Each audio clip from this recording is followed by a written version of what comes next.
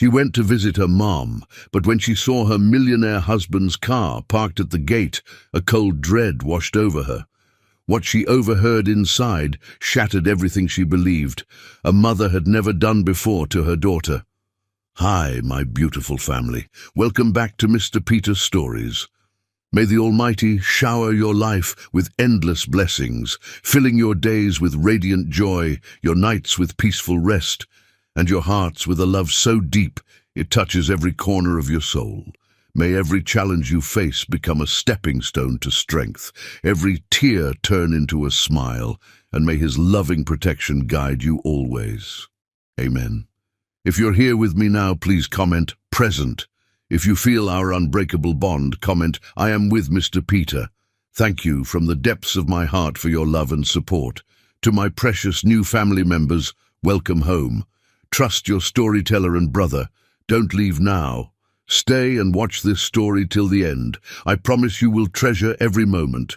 Don't forget to like and subscribe, because every single like and comment is the heartbeat that keeps this beautiful family alive. The dead speak loudest in October, and Clara Hale heard her mother's voice in the autumn wind that rattled through Manhattan streets, 25 years after cancer stole her away. Clara stood at the corner of East 78th Street, her hand wrapped protectively around her 11-year-old son Reed's shoulder, watching the trees shed their golden armor. She had been 4 when her mother died, the same age Reed had been when he first learned to read the danger in his father's voice. Now, at 29, Clara carried her mother's elegance in her high cheekbones and deep brown skin that seemed to capture light rather than merely reflect it. "Your father's car," Reed said quietly, his voice carrying that peculiar steadiness that made him seem older than his years. The observation was simple, but Clara heard the question beneath it. Grant's Mercedes sat precisely parallel, parked outside Iris's townhouse, its black surface gleaming like a predator's eye. Grant Cole had not mentioned visiting Clara's stepmother today. In 11 years of marriage, Grant mentioned very little that mattered. "Perhaps they're discussing the foundation paperwork," Clara offered, though the words felt hollow even as she spoke them.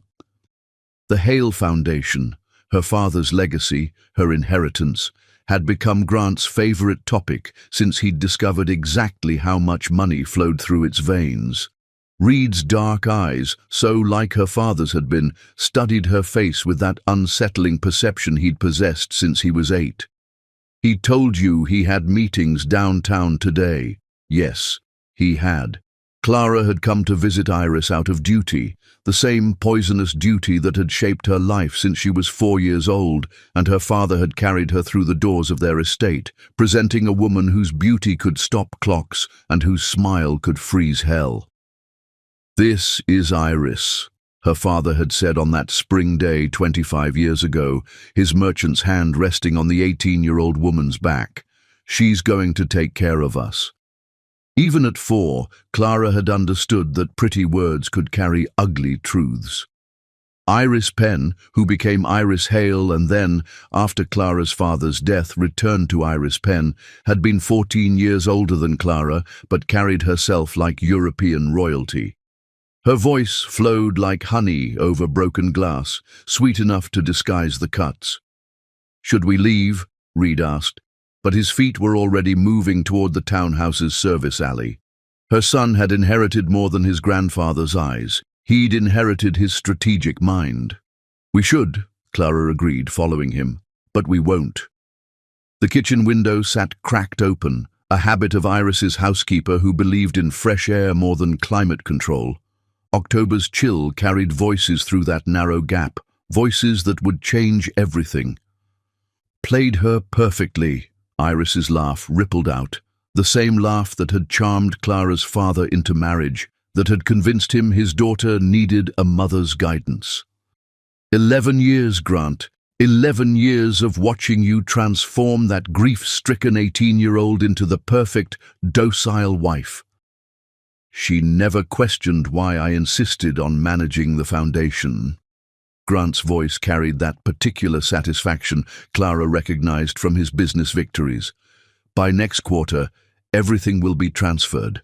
The accounts, the properties, her father's entire legacy, all of it will be under my control. Clara's hand found the brick wall, steady against the earthquake in her chest. Beside her, Reed had gone completely still, his body coiled like a spring.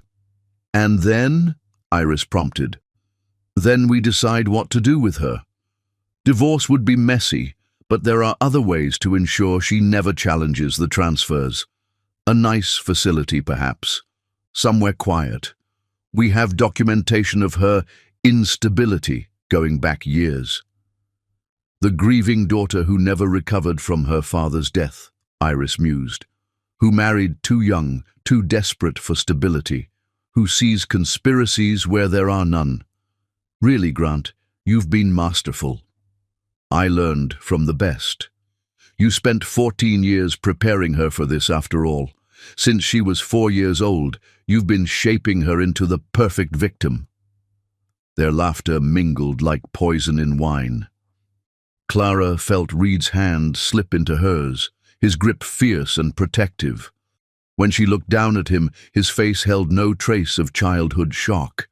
Instead, she saw something that broke and rebuilt her heart simultaneously.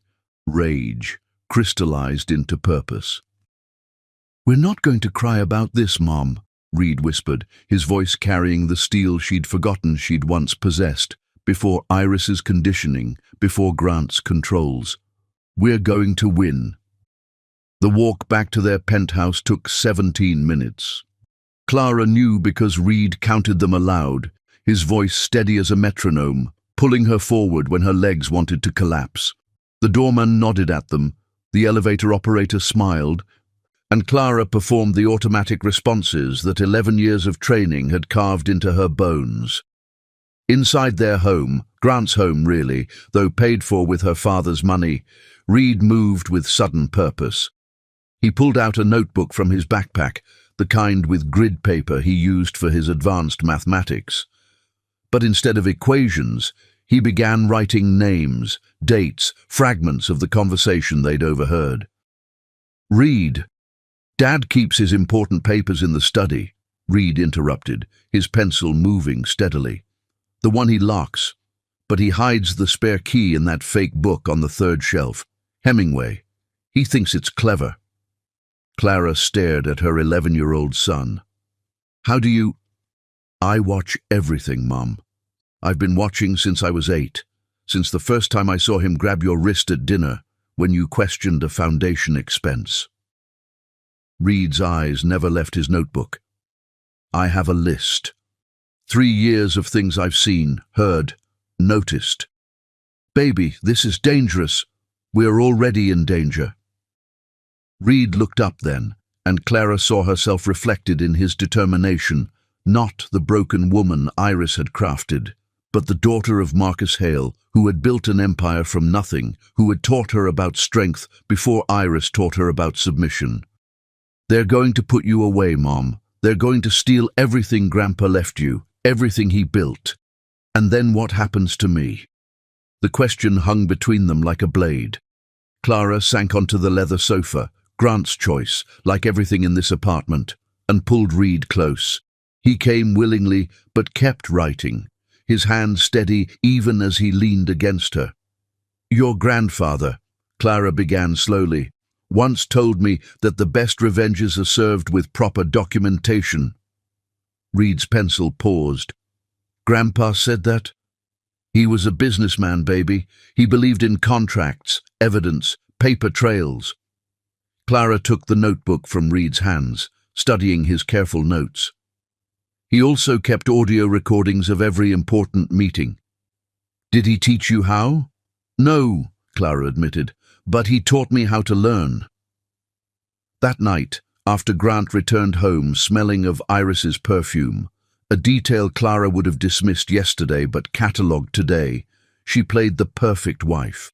She served dinner, smiled at his criticism of the seasoning, nodded when he mentioned working late the next several evenings.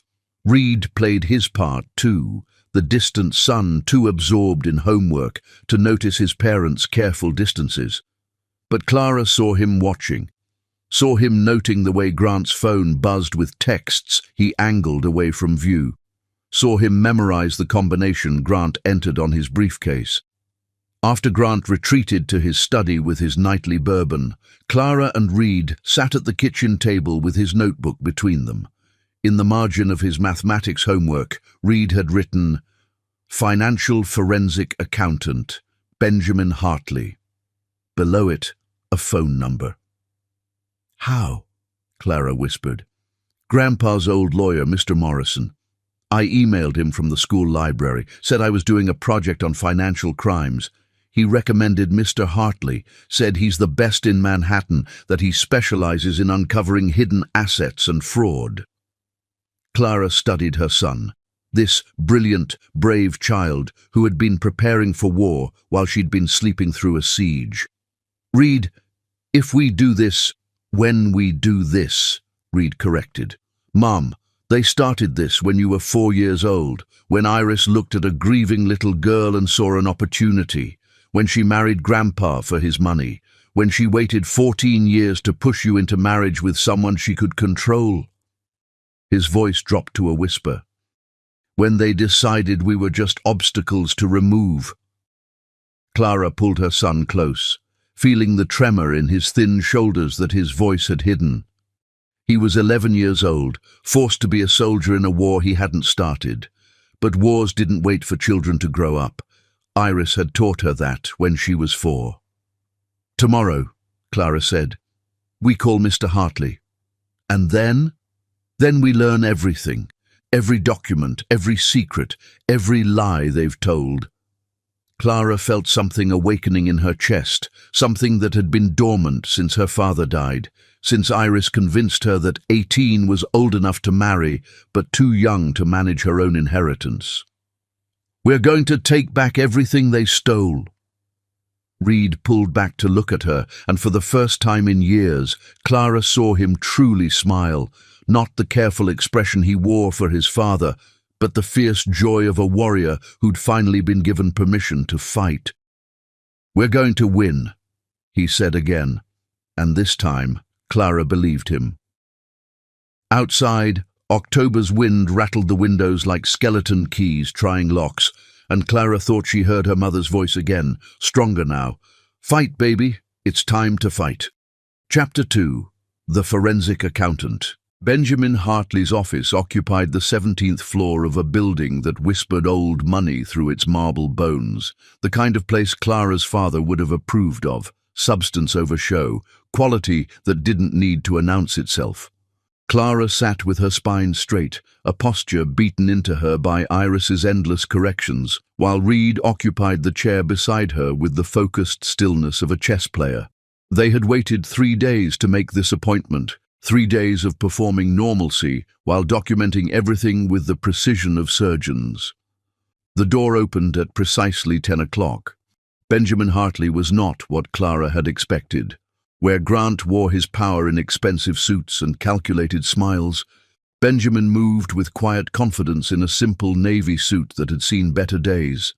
He was 35, according to Reed's research, with sandy hair that fell slightly too long over his collar and green eyes that seemed to catalogue everything without judgment.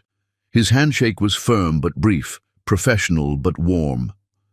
"Mrs. Cole," he said, then turned to Reed with the same respect. "Mr. Cole, Morrison spoke highly of you both." "Just Reed," her son said, studying Benjamin with that intensity that made adults uncomfortable. But Benjamin simply nodded, accepting the correction without the patronizing smile most adults would have offered an 11-year-old. "Reed, then. And please, call me Ben." He moved behind his desk, which held neat stacks of papers and a photograph of a golden retriever, nothing else. Morrison indicated this was urgent but sensitive. "How can I help?" Clara had rehearsed this moment, but Reed spoke first, his voice clear and precise. "My father and my grandmother, step-grandmother, are stealing my mother's inheritance through systematic fraud dating back 25 years. Benjamin's expression didn't change, but his hand reached for a legal pad. "That's a serious accusation." "It's not an accusation," Reed said, pulling out his notebook. "It's a documented pattern." He opened to a page covered in his neat handwriting. "My mother inherited approximately $47 million in assets when my grandfather died 11 years ago. Today, she has signing authority on less than $2 million. Would you like to know where the rest went?" "Reed," Clara said softly, but Benjamin held up a hand. "Please, let him continue." "Reed, yes, I would very much like to know." For the next 20 minutes, Reed laid out what he'd observed, documented, overheard. He spoke like someone 3 times his age, with the devastating precision of someone who'd been collecting evidence since he was 8 years old. Benjamin took notes without interrupting, his expression growing progressively more serious. "The study," Reed concluded. "Everything's in there. The real documents, not the forgeries he shows Mom." "You've seen these documents?" Reed glanced at Clara, who nodded. "Last night, after he took his sleeping pills." From his backpack, Reed produced a phone. Clara hadn't even known he owned one, and showed Benjamin photograph after photograph. Account transfers, property deeds, foundation documents, all bearing Clara's signature. "I never signed these," Clara said quietly. "Half of them are dated when I was recovering from Reed's birth. I had complications, was hospitalized for 3 weeks." Benjamin studied the images, then looked at Clara with those steady green eyes. "Mrs. Cole, Clara. Clara, what they're doing, what they've done, it's not just fraud. It's conspiracy, forgery, theft on a massive scale. But proving it will be dangerous. These people have had 11 years to perfect their system. They'll have lawyers, connections, judges they've contributed to." "We know," Reed said. "That's why we need someone they won't expect, someone who isn't part of their circle. Someone like me." Benjamin leaned back in his chair, studying them both. "I should tell you that I don't usually take cases like this. Corporate fraud, yes. Embezzlement, certainly. But this is personal. This is family." "It's not family," Clara said, surprising herself with the steel in her voice. "Family doesn't plot your destruction from the day they meet you. Iris has been planning this since I was 4 years old." She told him then the whole story. Her mother's death, Iris's arrival, the slow conditioning that taught her to doubt herself, to need approval, to accept criticism as love. Her father's suspicious death just months after her 18th birthday, a heart attack, the doctors said, though he'd had perfect health weeks before. The immediate pressure to marry Grant, Iris's constant presence, guiding her toward a man 15 years older who promised stability. "She told me I was too young to understand business," Clara said. "That Grant would protect me, manage things until I was ready. I've been 29 for 2 years now, and according to them, I'm still not ready." Benjamin wrote steadily through her story, occasionally asking for dates, names, specific details. When she finished, he set down his pen. "The first thing we need," he said, "is everything from that study. But we have to be careful. If Grant suspects, you know." "He won't," Reed interrupted. "He thinks Mom is broken. He thinks I'm just a weird kid who likes math. He doesn't see us as threats."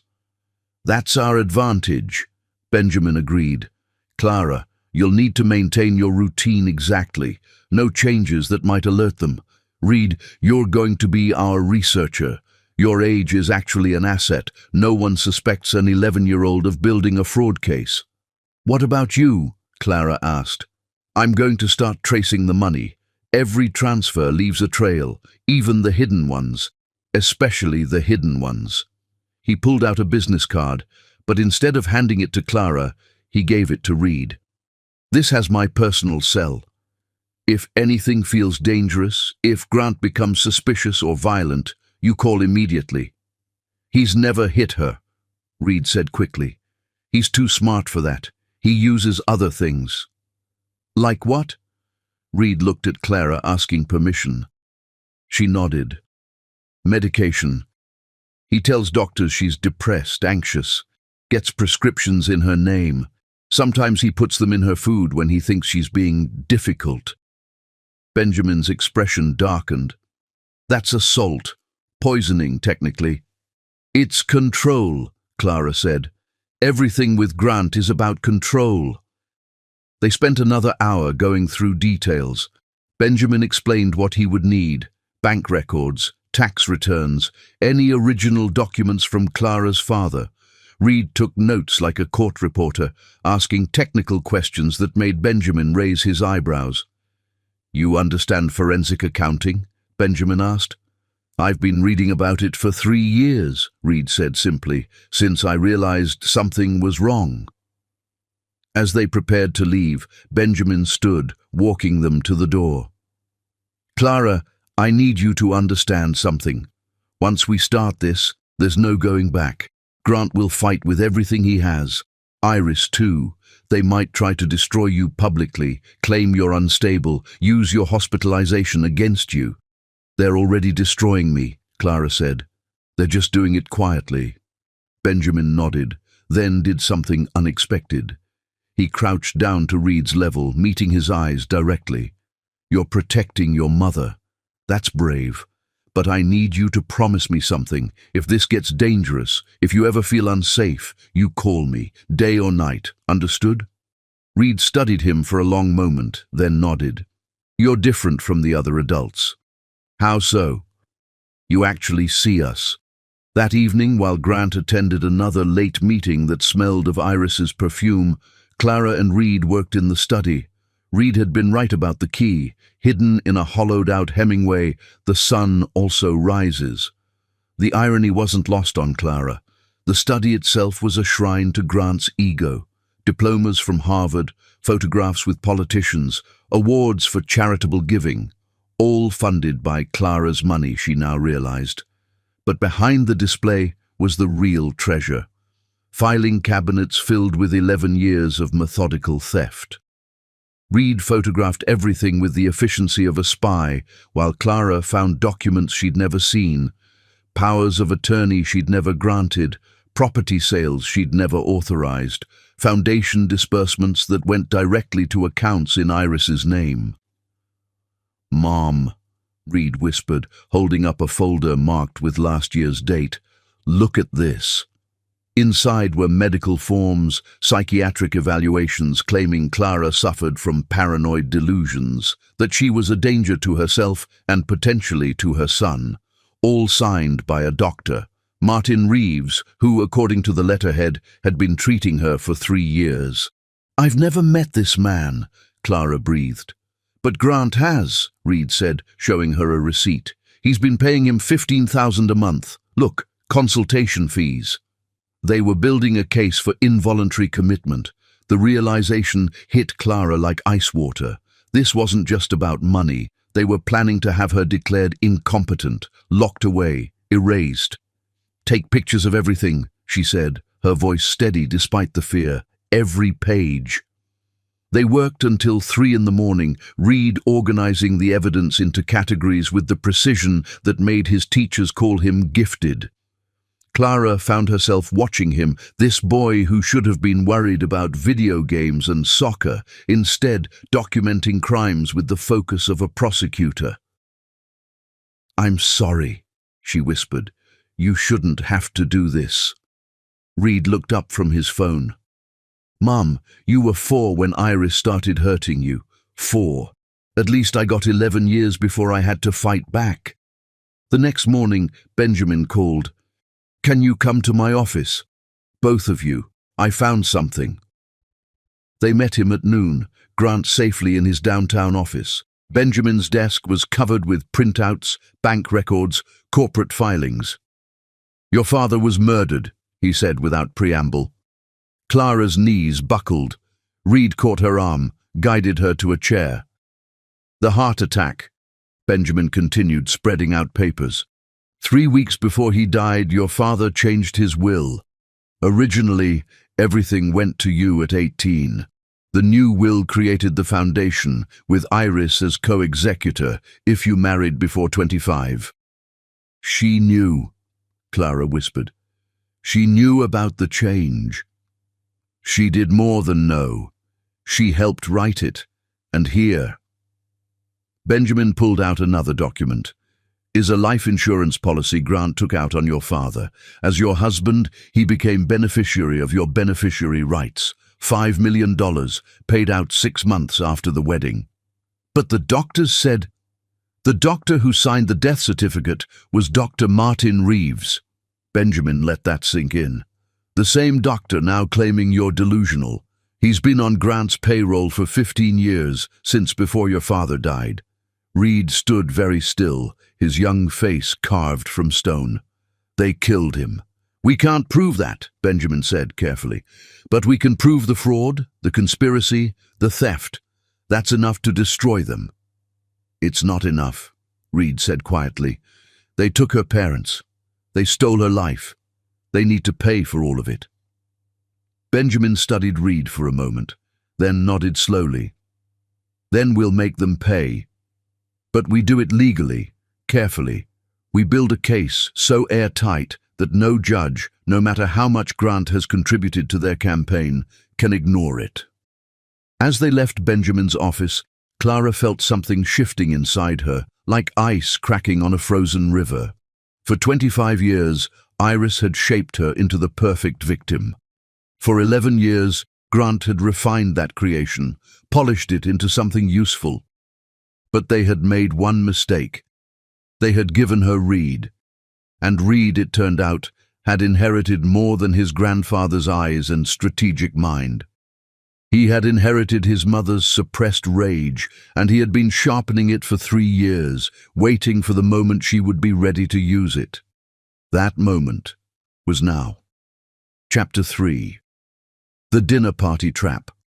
Grant announced the investor dinner with the casual cruelty of a man who had forgotten his wife was more than furniture, something to be positioned and displayed. Saturday evening. Black tie. Wear the sapphire dress. It makes you look less tired. He didn't look up from his phone as he spoke, his thumb scrolling through messages Clara wasn't permitted to see. And make sure Reed stays in his room. These are important people. Clara's hands remained steady as she poured his coffee. Colombian, dark roast, 1 sugar, the same every morning for 11 years. Of course. How many guests? 12. Iris will handle the catering. A smile flickered across his face at her stepmother's name. She has exquisite taste. Yes, Clara thought, remembering Iris at 18, selecting Clara's father like a vintage wine. Exquisite taste in victims. 3 days remained until Saturday. 3 days to prepare what Benjamin had called the recording that would change everything. Clara found herself moving through the penthouse differently now, noting blind spots and acoustic sweet spots with Reed's help. The alcove by the library, Reed said, Thursday evening, marking it on his hand-drawn floor plan. Sound carries from there to the kitchen pass-through. And the powder room. Dad never checks there. He had 3 recording devices now, purchased with cash from his saved allowance at different electronics stores. Benjamin had taught him how to hide them, how to ensure clean audio, how to position them for maximum coverage. You're sure about serving? Clara asked, watching her 11-year-old son test the weight of a silver serving tray. Invisible servants hear everything, Reed quoted. Grandpa wrote that in one of his journals. They had found Marcus Hale's journals in the study, hidden behind Grant's collection of first editions. 43 volumes spanning 30 years, documenting not just business dealings but observations, strategies, suspicions. The final entry, dated 2 days before his death, read, Iris is poison wrapped in silk. Must protect Clara. Must change the will back. He never got the chance. Saturday arrived wrapped in autumn rain that turned Manhattan into an impressionist painting. Clara stood before her mirror, fastening her mother's pearls around her neck, the only jewelry Grant hadn't claimed for safekeeping. The sapphire dress fell perfectly, as Grant had known it would. He had exceptional taste in cages. "You look beautiful, Mom," Reed said from the doorway, dressed in his server's outfit, black pants, white shirt, bow tie. He looked older, she realized. The past weeks had carved away whatever softness remained in his face. "You don't have to do this," she said again. "Yes, I do." He checked his phone, ensuring the recording apps were ready. "Benjamin's counting on us. Grandpa's counting on us." Grant emerged from his dressing room in a tuxedo that cost more than most people's cars, his silver hair gleaming like armor. At 44, he remained handsome in that calculated way that photographed well at charity galas. Clara remembered being 18, thinking his attention meant she was special, not realizing she was simply valuable.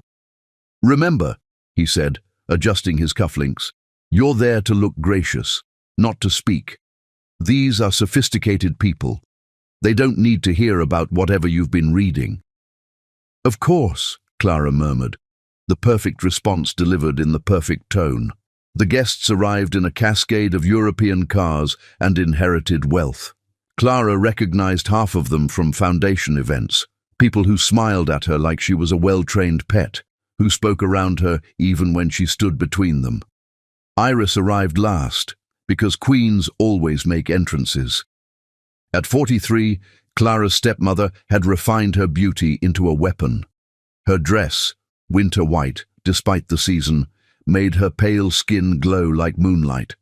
Her blonde hair, which had once fallen in careful waves, was now sculpted into an elegant chignon that exposed the diamonds at her throat, diamonds that had belonged to Clara's mother.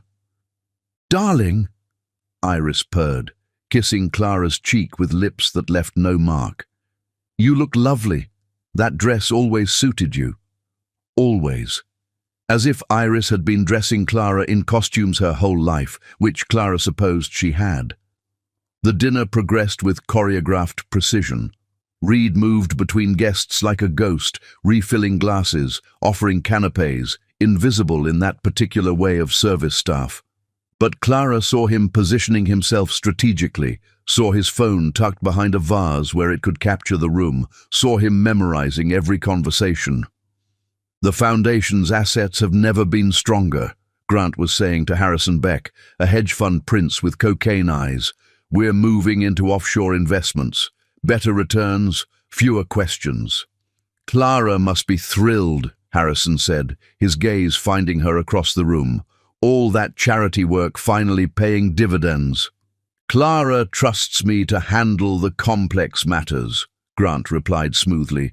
"She prefers to focus on simpler things." Laughter rippled through the group, the kind that sliced without leaving visible wounds.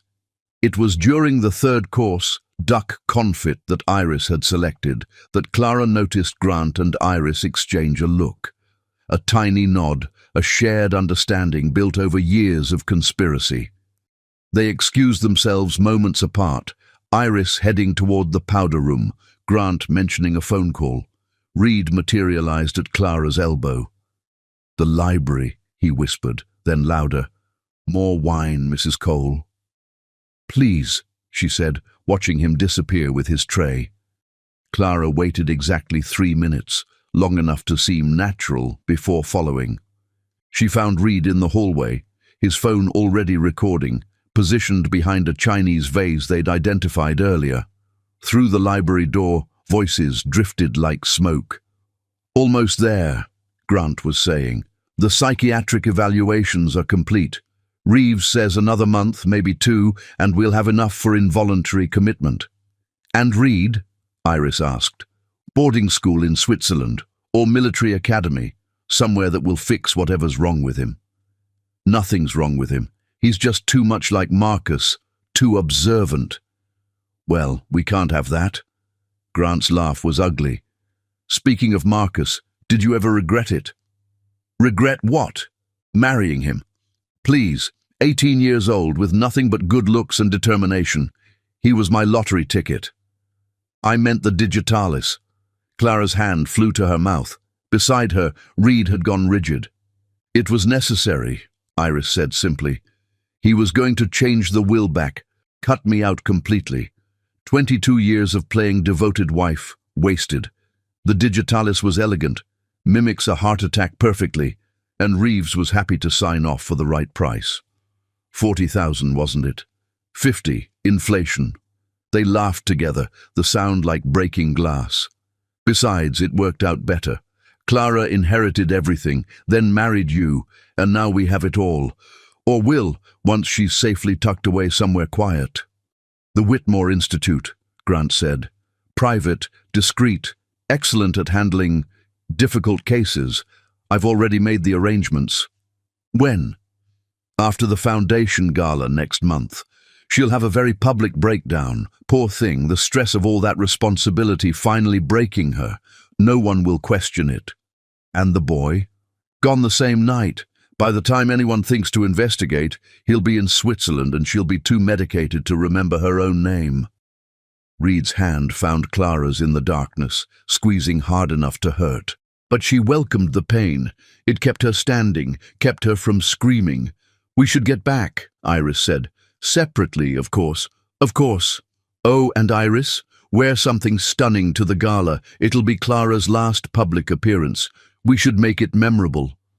They listened to footsteps fade, counted to 100. Then Reed retrieved his phone with hands that barely trembled. We got it, he whispered. All of it. Back in the dining room, Clara performed miracles. She smiled at the appropriate moments, laughed at Harrison's crude jokes, accepted compliments on the duck she hadn't cooked. She was brilliant in her emptiness, perfect in her practiced responses. No one noticed her hands shaking beneath the table. No one except Reed, who appeared at her elbow with water when the room grew too hot, who created small diversions when her smile threatened to crack. Iris returned, glowing with secret satisfaction. Grant followed minutes later, his hand finding Clara's shoulder in a gesture that looked affectionate but felt like a shackle. Ladies and gentlemen, Grant announced, raising his champagne, a toast to the future, to smart investments, loyal partnerships, and the wisdom to know when to let go of what no longer serves us. Everyone raised their glasses. Clara drank champagne that tasted like ashes. And, Grant continued, his hand tightening on Clara's shoulder, to my beautiful wife, who makes all of this possible. More laughter, knowing looks. They all knew, Clara realized. Every person in this room knew she was the golden goose, knew Grant had married her for her money, knew Iris had orchestrated it all. They knew and they participated in the fiction because it benefited them. Thank you, Clara said, her voice carrying for the first time all evening. You're all too kind. Grant's fingers dug deeper, warning. But Clara smiled up at him with 25 years of practiced submission. I'm so grateful for everything you've done for me, darling. Everything. Something flickered in his eyes, suspicion perhaps, or just annoyance at her speaking out of turn, but Harrison Beck was already launching into a story about his latest yacht purchase, and the moment passed. The evening wound down with cognac and cigars for the men, coffee and condescension for the women. Reed cleared plates with mechanical precision, but Clara saw him pause by Grant's jacket, saw something small disappear into his pocket. Finally, the last guest departed. Iris lingered, helping Clara with some pretense about checking the catering bill. You did well tonight, Iris said, studying Clara with those cold blue eyes that had evaluated her since she was 4. Grant was pleased. I live to please him, Clara replied. Iris's perfect eyebrow arched. Do you? Sometimes I wonder if there's more going on in that pretty head than you let on. You taught me well, Iris. A woman's power is in what she doesn't say. I taught you to be obedient. Don't confuse the two. She left in a cloud of French perfume and unspoken threats. Grant was already in his study with his bourbon when Clara checked on Reed in his room. He sat at his desk, transferring the recordings to multiple USB drives. Mom, he said without looking up. I got into his phone. What? Reed held up Grant's phone. She hadn't even noticed him take it. He uses your birthday as his password. Arrogant and stupid. His fingers flew across the screen. I'm forwarding everything to Benjamin. Emails, texts, financial records, everything. Reed, if he catches you, he won't. I'll put it back when he passes out. He's on his third bourbon. Clara sat on Reed's bed, her body finally allowing itself to shake. They killed him. They killed my father. Reed abandoned the phone, coming to sit beside her. I know. Digitalis. It's from foxglove. Iris grew foxglove in the garden. I remember thinking it was so pretty. We're going to stop them, Mom. We have everything now. The confession, the conspiracy, proof of murder. It won't bring him back. No, Reed agreed, his 11-year-old voice carrying impossible weight. But it will give him justice, and it will give us freedom. They sat together in the dark, mother and son, conspirators in their own home. Outside, Manhattan glittered with its million small dramas, but inside Reed's room, they planned the destruction of an empire built on a 4-year-old's grief. Grant's phone buzzed with a text. Reed glanced at it and laughed, sharp and bitter, too old for his years. It's from Iris, he said, showing Clara the screen. Sweet dreams, darling. Soon we'll have everything we deserve. Yes, Clara said, saving the screenshot. You certainly will. Chapter 4. The Midnight Trail. Reed Cole moved through midnight Manhattan like smoke through a keyhole, present but barely there, a shadow with purpose that the city's insomniacs would forget by morning. It was Thursday, 3 days after the dinner party, and Grant had left the penthouse at 11:47 p.m., claiming a conference call with Tokyo. But Reed had seen the text on his father's phone before returning it. Not Tokyo, but the Meridian Club on East 56th, where memberships cost more than most people's homes and secrets were currency. Clara had tried to stop him. It's too dangerous, she'd said, but Reed had shown her the text that made her resistance crumble. Bringing the lawyer. Final papers for C's commitment. Need your signature. C for Clara.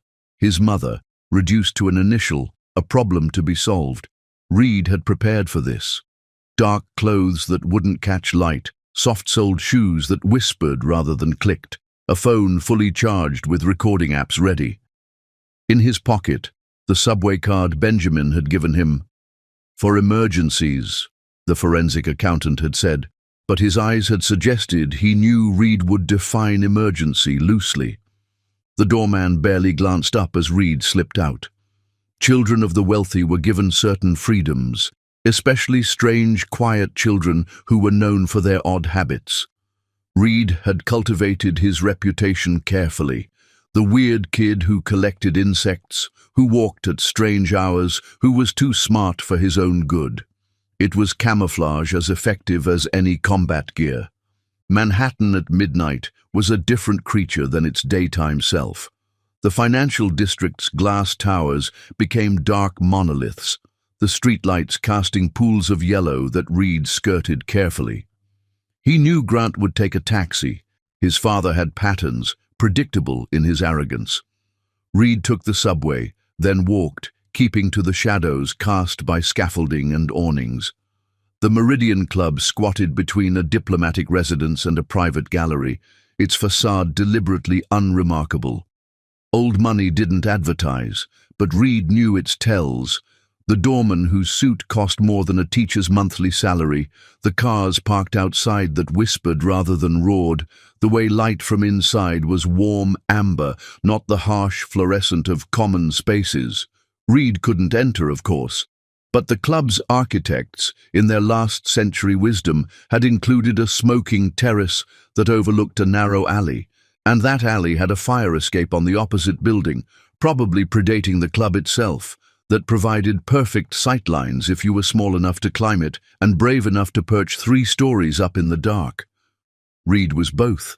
He climbed quickly, his 11-year-old body light enough that the old metal barely complained. Years of martial arts, Grant's idea, thinking it would make Reed less soft, had given him balance and strength. He settled onto a landing that put him level with the terrace, pulled out his phone, and switched to the camera's night mode.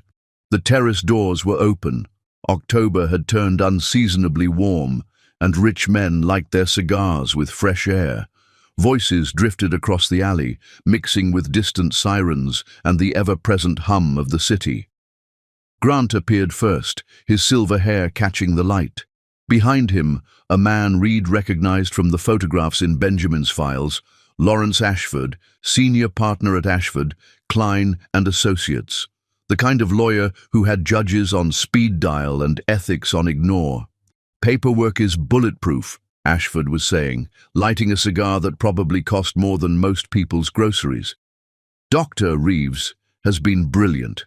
3 years of documented instability, medication non-compliance, paranoid delusions.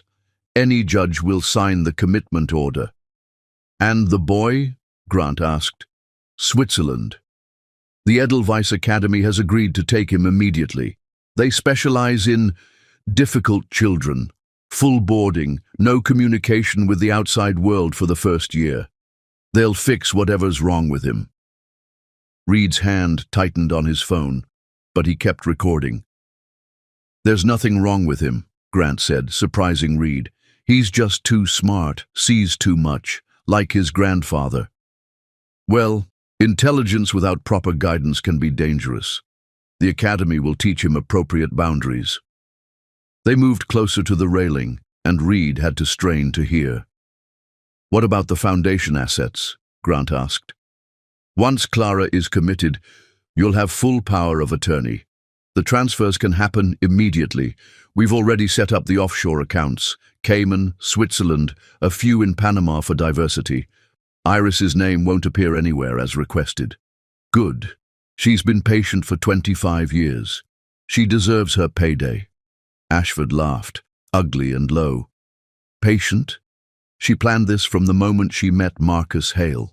18 years old and already playing the long game. You have to admire it."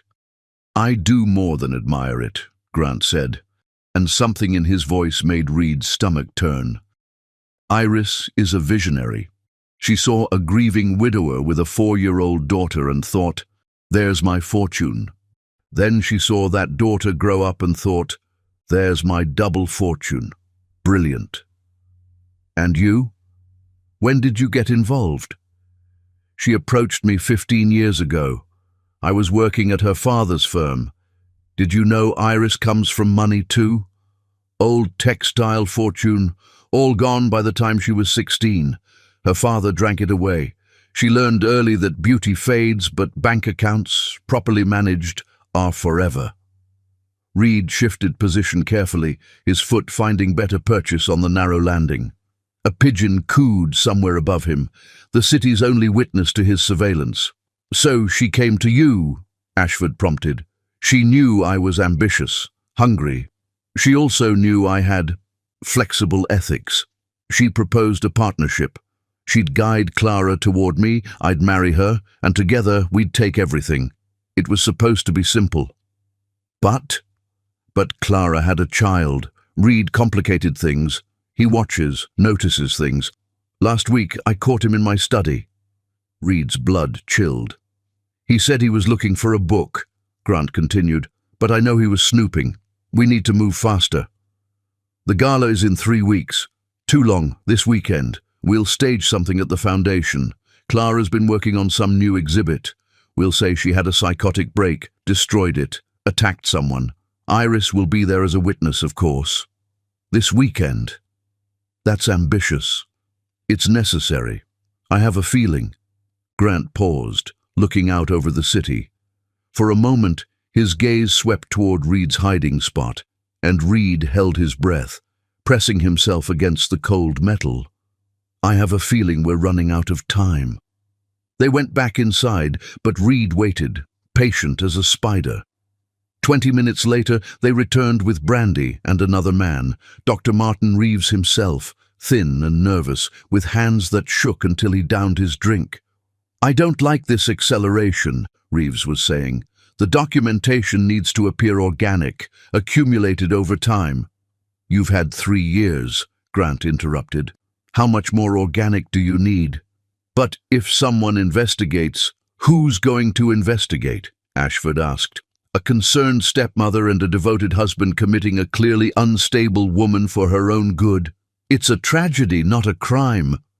The boy might talk. The boy will be in Switzerland before anyone can ask him questions.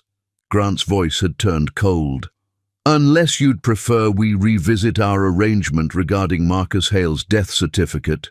Reeves went pale. That's not necessary. Then stop whining and do your job. I want those commitment papers ready by tomorrow. Full psychiatric hold, indefinite duration, no visitors without my express permission. And her assets become mine to manage as her loving husband and only advocate. Grant raised his glass. Gentlemen, to the end of a very long game. They toasted, their glasses catching the light like small fires. Reed had heard enough. He descended the fire escape slowly, each step deliberate, his mind already racing through contingency plans. They had moved up the timeline. This weekend, 2 days away. He needed to get to Benjamin. Now. But as he reached the ground, a hand fell on his shoulder. Reed's training kicked in. He twisted, dropped, rolled away, coming up in a defensive stance his instructor would have praised. But the figure stepping from the shadows wasn't a threat. It was Benjamin Hartley, dressed in dark clothes similar to Reed's, a small smile on his face. Good reflexes, Benjamin said quietly. Though next time, check for backup exits before climbing. That fire escape only has one way down. You followed me? I followed Grant. Saw you on the fire escape. Figured you had the recording covered, so I documented his arrival, the cars, license plates, evidence of the meeting. Benjamin held up his own phone. Your mother called me when you left. She was terrified. She didn't stop me, number because she knew you were right to go. Benjamin crouched down to Reed's level. What did you hear? Reed told him everything, his perfect memory recreating the conversation word for word. Benjamin's expression grew progressively darker. This weekend, he murmured. We're not ready. We have to be. Benjamin studied Reed for a long moment. You're 11 years old. So you shouldn't have to be this brave. My mom was 4 when Iris started destroying her. Brave doesn't have an age requirement. Benjamin stood, and Reed saw something shift in his expression. Respect, maybe, or recognition. You're right. Come on. I'll take you home. We need to plan. They walked through empty streets, Benjamin keeping Reed on the inside of the sidewalk, automatically protective.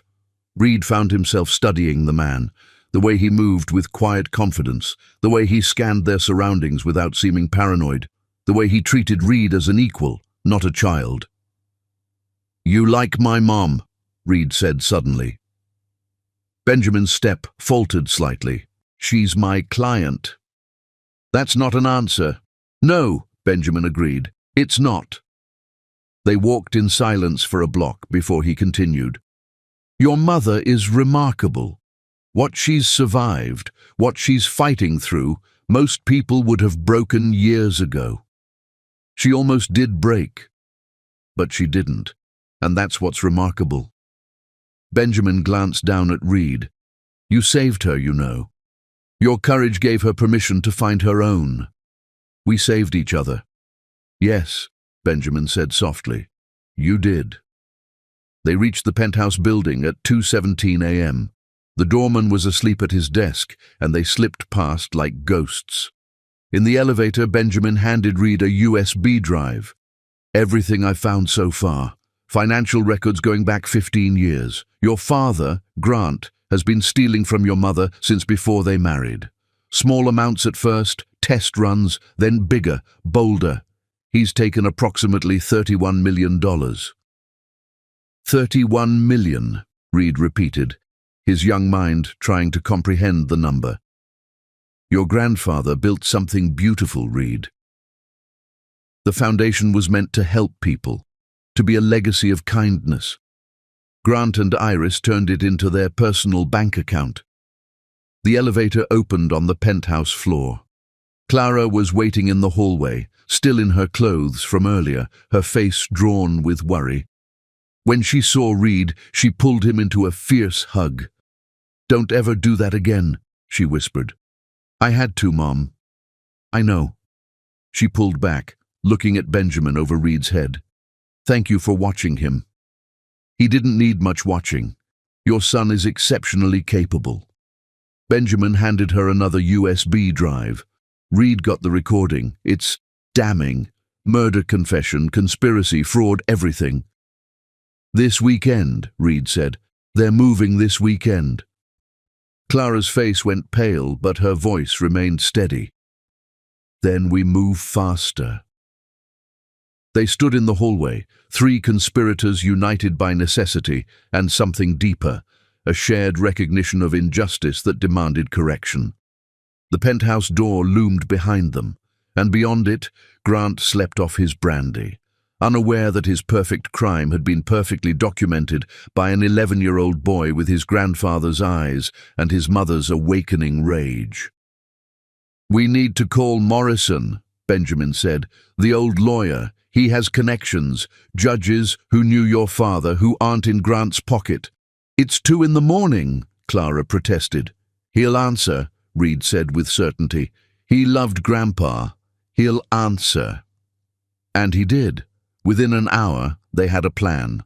Within 2 hours, they had a judge willing to review an emergency petition. Within 3 hours, as dawn painted Manhattan in shades of amber and gold, they had what they needed. A temporary restraining order, preventing Grant from moving any assets or making any medical decisions for Clara. Grant would wake to find his perfect plan in ruins. But more importantly, Clara would wake to find herself free, or at least beginning to be free. 25 years of chains couldn't be broken in a single night, but they could begin to crack. Chapter 5. Building the Case. Saturday arrived dressed in false normalcy, Grant reading his Financial Times over Colombian coffee, while Clara arranged Reed's weekend schedule with the precision of a general planning a campaign. "Museum trip this morning," she said, her voice steady as her hands. "The Egyptian exhibit Reed's been researching." Grant didn't look up. "Fine, take the car." He had no idea that the museum trip was actually a meeting at Benjamin's office, where a team of forensic accountants had been working through the night, following the money like bloodhounds on a scent. The restraining order remained their secret weapon, filed but not yet served. Benjamin had advised waiting. Let Grant and Iris believe their plan was proceeding while they built an ironclad case. "We have one shot," Benjamin had said. "If we strike too early, they'll destroy evidence, move assets we haven't found yet." So Clara performed her morning ritual. Grant's coffee, his preferred breakfast, the right amount of deference mixed with distance. She'd become an actress worthy of Broadway, though her stage was a Manhattan penthouse and her audience a man who'd helped murder her father. Reed sat across from Grant, eating cereal with mechanical precision, his notebook beside him. To Grant, it looked like homework. In reality, Reed was memorizing the timeline Benjamin had constructed, preparing for the testimony he would eventually give. "You're quiet this morning," Grant observed, his predator's instinct flickering. "Math test Monday," Reed replied without missing a beat. "Differential equations." "You're 11. "Gifted program," Reed said, allowing a hint of pride that Grant would interpret as normal childhood boasting. "Mr. Harrison says I could skip to high school math next year." Grant's interest faded. A smart child was useful for reputation. A genius child was a complication he'd rather avoid. At 10 o'clock, Clara and Reed left for their museum trip. Grant didn't watch them go. He was already on a call with Ashford, which Reed knew because he'd planted a listening device in Grant's study phone 2 nights ago. Benjamin's office had transformed into a war room. Whiteboards covered with financial flows, boxes of documents dating back decades, 3 other accountants Benjamin had brought in, all of them working for free because, as one said, Marcus Hale was a good man, and what they did to his family is unconscionable. "Clara, read," Benjamin stood as they entered, and Clara noticed the shadows under his eyes, the way his usually neat hair was disheveled. He'd been here all night. "You need to sleep," she said without thinking. "Later. Look at this." He led them to a wall covered in photographs and documents connected by red string, like a conspiracy theorist's dream. "We've traced every dollar. Grant wasn't just stealing. He was using your money to fund other crimes. Bribes to city officials for construction contracts, paying off health inspectors, even funding campaigns for judges who would be sympathetic. My money built his corruption network," Clara said quietly. "Your father's money," Reed corrected. "Grandpa would be furious." "He'd be proud," said a voice from the doorway. James Morrison entered, the elderly lawyer moving carefully but with purpose. At 81, he looked like parchment wrapped around steel. Marcus always knew Iris was poison. He just didn't know how deep it went. Morrison had brought reinforcements, 2 federal prosecutors who specialized in financial crimes, a judge who'd been Marcus's golf partner, and surprisingly, a woman Clara vaguely recognized. "Dorothy Chen," the woman introduced herself. "I was your father's secretary for 10 years. I've been keeping copies of things Iris didn't know existed." She placed a box on the table. Inside were letters, documents, recordings on old cassette tapes. "Your father suspected Iris was having an affair his last year," Dorothy explained. "He hired a private investigator. These are his reports." Clara opened the first folder and gasped. Photographs of Iris and Grant from 15 years ago, before Clara's marriage, before her father's death. They'd been planning this for longer than anyone imagined. "There's more," Dorothy said gently. "The investigator found evidence that Iris had done this before. Her first husband, when she was 16, he died of a heart attack too. She inherited just enough to move to New York, reinvent herself." "She's a serial killer," Reed said flatly. "She kills for money." "We can't prove the murders," one of the prosecutors said, "but we can prove everything else. Fraud, conspiracy, theft, forgery. Grant and Iris are looking at 20 to 30 years. They worked through the afternoon, Reed surprising everyone with his ability to spot patterns in financial data. At one point, he connected 3 shell companies to a property in the Hamptons that Grant had bought with Clara's funds, but registered in his mother's name. "His mother died 5 years ago," Reed said. "So who's signing the tax documents?" Benjamin checked, his fingers flying across his laptop. "Grant. He's been forging his dead mother's signature to hide assets." "Add mail fraud to the charges," Morrison said with satisfaction. As the sun set over Manhattan, painting the office golden, Clara found herself standing at the window beside Benjamin. Reed was across the room, explaining something complex to the prosecutors with the patience of a professor. "He's extraordinary," Benjamin said quietly. "He shouldn't have to be. Number. But he is. And that's going to save you both." Clara turned to look at him. Really look at him. Benjamin Hartley, who'd dropped everything to help them, who'd worked without sleep, who treated her son with respect and her with something she couldn't quite name. "Why?" she asked. "Why do all this? We're just clients." Benjamin was quiet for a long moment. "My father was a whistleblower, exposed corruption at his company. They destroyed him, legally, financially, personally. He died broken, believing justice was a fairy tale rich people told to keep poor people hoping. I'm sorry. I became a forensic accountant to prove him wrong, to show that sometimes, with enough evidence and the right people, justice can win." He looked at her, and Clara felt something shift in her chest. "You and Reed aren't just clients. You're proof that my father was wrong to give up hope."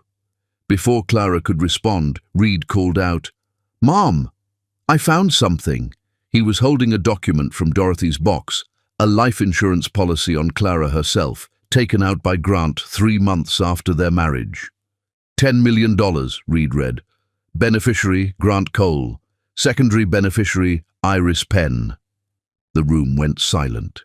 "They were going to kill me," Clara said, her voice remarkably steady. "The commitment was just the first step. Once I was locked away, helpless." "An unfortunate suicide," Morrison said grimly. "Depressed woman, history of mental illness, isolated from her son. No one would question it." "Except Reed would," Benjamin said.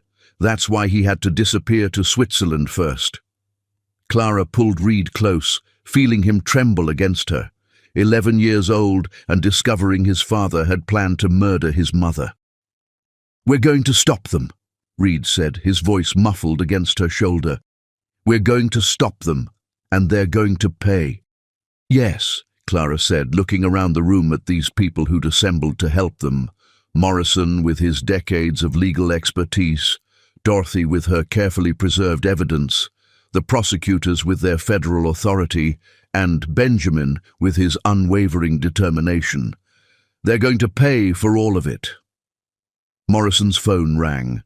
He answered, listened, then smiled, a sharp, predatory expression that reminded Clara why her father had kept him on retainer for 30 years. "That was Judge Patterson. She's reviewed our preliminary filing. She's issuing arrest warrants for Monday morning." He looked at Clara. "The gala is tomorrow night. They'll be arrested there, publicly, in front of everyone who enabled them." "Poetic justice," Dorothy murmured.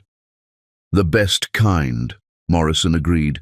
They worked until midnight, preparing the final documentation.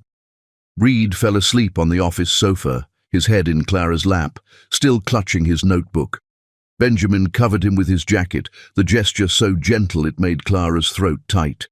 "You should rest too," Benjamin said. "Tomorrow will be difficult." 25 years of difficult are ending tomorrow," Clara replied. "I can handle one more day." As they prepared to leave, Benjamin handed Clara an envelope. "What's this?" "Open it tomorrow, after everything happens." Clara tucked it into her purse, another secret in a life that had become built on them. The ride home was quiet, Reed sleeping against her shoulder in the back of the car Benjamin had arranged, not Grant's driver, who reported everything but someone trustworthy. Grant was asleep when they arrived, his bedroom door closed, his snoring audible from the hallway. Clara tucked Reed into bed, kissing his forehead. "Mom," he murmured, half awake. "Yes, baby." "Tomorrow, when they arrest him, will you be sad?" Clara considered the question. "I'll be sad for what should have been, for the life we deserved but didn't get. But sad about Grant going to prison? No." "Good," Reed said, already drifting back to sleep. "Because he was never really my father anyway. Fathers protect. He only destroyed." Clara sat beside his bed long after he fell asleep, watching her son breathe, thinking about protection and destruction, about the men who'd shaped their lives. Her father who'd loved but been deceived, Grant who'd promised protection but delivered imprisonment, and Benjamin who asked for nothing but offered everything. Tomorrow, at the gala her father had founded to celebrate philanthropy and kindness, Grant and Iris would fall. Their empire of lies would crumble in front of the people who'd helped them build it. It would be, Clara thought, what her father would have called a hostile takeover, except this time she was taking back what had always been hers. Chapter 6. The Night Before Justice. Sunday dawned grey and restless, Manhattan sky wearing morning colors as if it knew what was coming. The gala was 12 hours away, and Grant moved through the penthouse like a king surveying his kingdom one last time. He didn't know it was his last time. Clara watched him from the kitchen as she prepared breakfast, noting the satisfaction in his movements, The way he hummed, actually hummed, while reviewing papers in his study. The commitment documents, she knew. Benjamin had confirmed through his contacts that Dr. Reeves had delivered them yesterday. "You seem happy," she said, bringing him his coffee. Grant looked up, surprised by her observation. In 11 years, she rarely initiated conversation beyond the necessary. "The foundation's doing well," he said, the lie flowing smooth as silk. "Tonight's gala should raise another $1 million for the children's ward." The children's ward he'd been stealing from. Clara's hand remained steady as she set down the cup. "Reed's looking forward to it," she said. "His first formal gala." "Reed's not coming." Grant's voice was flat, final. "It's an adult event. I've arranged for Mrs. Patterson to watch him." Mrs. Patterson, who worked for Grant, who would ensure Reed was home when the emergency happened, when Clara was taken away. "Of course," Clara said, but she was already texting Benjamin under the table. They'd anticipated this. Reed appeared in the doorway, still in his pajamas, looking younger than his 11 years. It was deliberate. He'd chosen the dinosaur pajamas Grant had bought him 2 years ago, never worn, to appear as the child Grant wanted him to be. "Morning, Dad," he said, and Clara heard the effort it took to say that word. "Reed, your mother says you're studying today." "Yes, sir. Math test tomorrow." Grant had already dismissed him, turning back to his papers. Reed met Clara's eyes, a quick flash of understanding, then padded toward the kitchen. The rest of the morning was choreographed normalcy. Clara selected her gown for the evening, emerald green, her father's favorite color on her. Reed studied at the dining table where Grant could see him being quiet and studious. They played their parts perfectly while beneath the surface. Everything churned. At noon, Iris called. "Darling!" Her voice dripped through the phone like honey laced with cyanide. "I need you to come early tonight. There's a special presentation for Grant, a surprise. Can you have him there by 6? "Of course," Clara replied, knowing the surprise was meant to be her public breakdown, her removal, her erasure. "And Clara? Wear something memorable. Tonight's going to be photographed extensively." Yes, Clara thought. It certainly would be.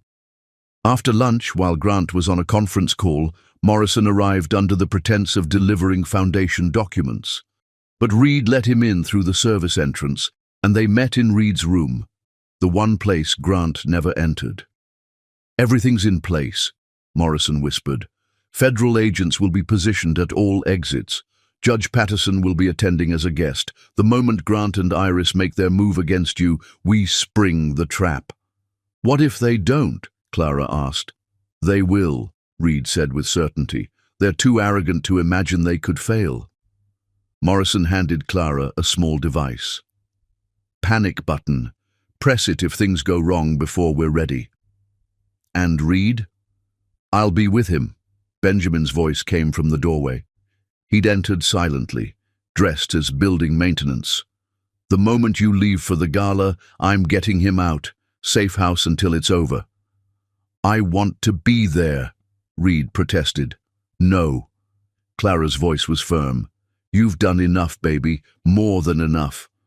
Reed's jaw set in that stubborn line she recognized from her father.